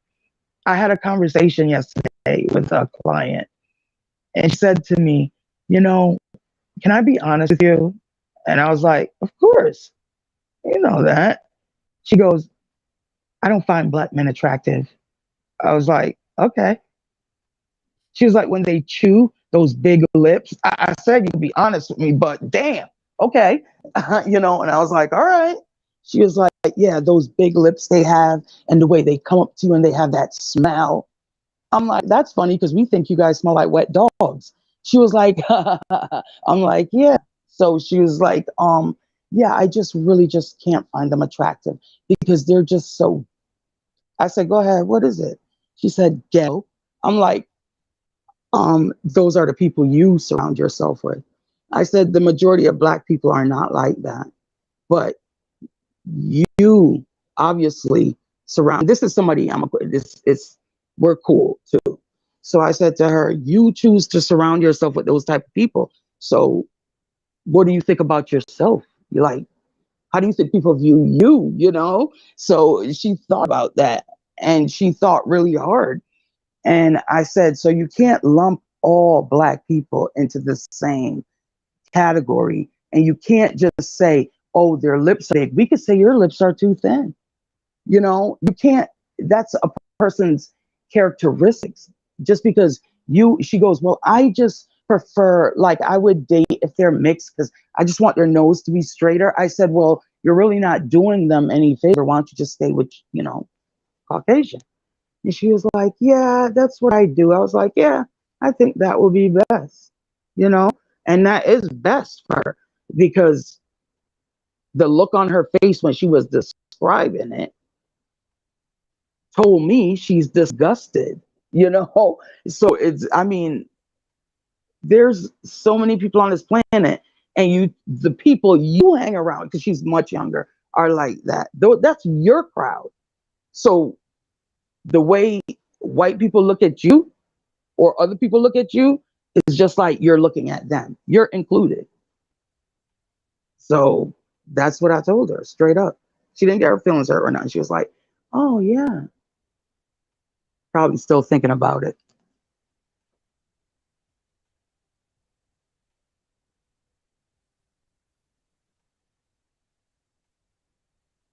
Now it's time to say goodbye to all my Negro friends. Mhm.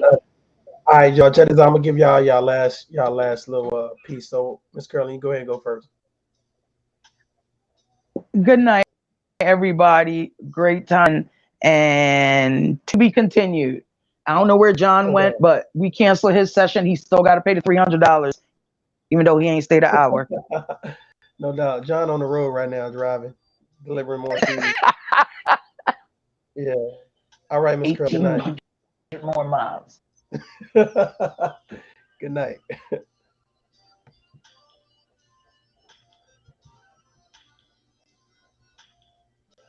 Oh, my bad. I'm next, huh? Yeah, you next, man. Oh, once again, I appreciate you for inviting me on the panel again. Every single time I come up on, y'all always be having some good, interesting conversations. It's pretty much it. Other than everybody continue to support Tough Love and also support me as well. The Fisher Herbert Therapist on YouTube. Check me out. That's what's up. Good night, brother. I appreciate you, bro. Good night, man.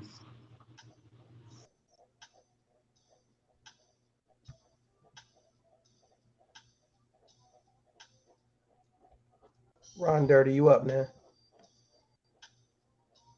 Oh, I just want to say, hey, man, appreciate you as always, man. Like, I think this is wonderful. To everybody that was on the panel, hey, I appreciate y'all too. And I just want to leave y'all with some homework. Tomorrow, look for the good, and with somebody that you care about, y'all have a conversation about the good things that happen and what y'all could do individually to recreate those successes. Y'all have a good night, and y'all stay blessed. Good night, brother. Good night.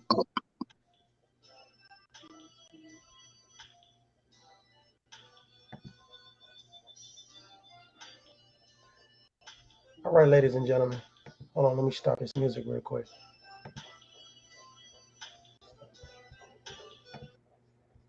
All right, ladies and gentlemen, I got to do my monologue before I leave here, y'all. First of all, I appreciate everybody that came on the panel, everybody that stopped by, and everybody that's going to catch us on a replay. I do know there was some other YouTubers that was live or whatever, so I know you guys kind of bouncing back and forth. Great conversation, great dialogue. I had a couple people hit me, via text message and say that they were really enjoying the conversation. Sometimes you just want to sit back and listen to the conversation. You don't always have to spearhead the conversation. You don't always have to throw in your 2 cents. Sometimes it's good just to listen to people dialogue. So I got an opportunity to listen to some great dialogue, and I really appreciate it. I appreciate everybody's perspective and energy and time. Again, time is something that we can't get back. So when people take their time to give their point of views on things, it should be welcomed and it should be received, to comprehend, not always just to reply. So I appreciate you guys. I'm actually getting tired, so I'm gonna lay down. Got up pretty early, so I'm gonna lay it down. I don't know if I'm gonna go live tomorrow. However, if I do, you know how I go. If you see the signification that I'm live, feel free to come in. I may be live solo dolo, or I may be live on the panel, or whatever case may be. I do still owe you guys a schedule. I'm gonna take this weekend to do that. I really appreciate you guys. I really appreciate you guys just sharing your time with me or whatever. We're definitely building slowly but surely, but I'm happy with the direction that we're going.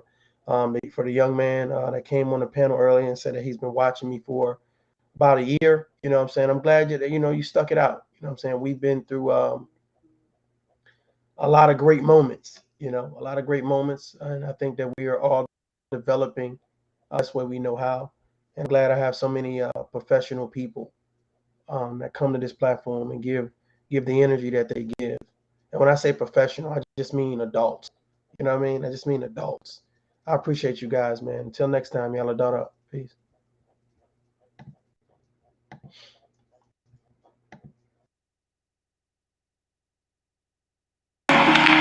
Thank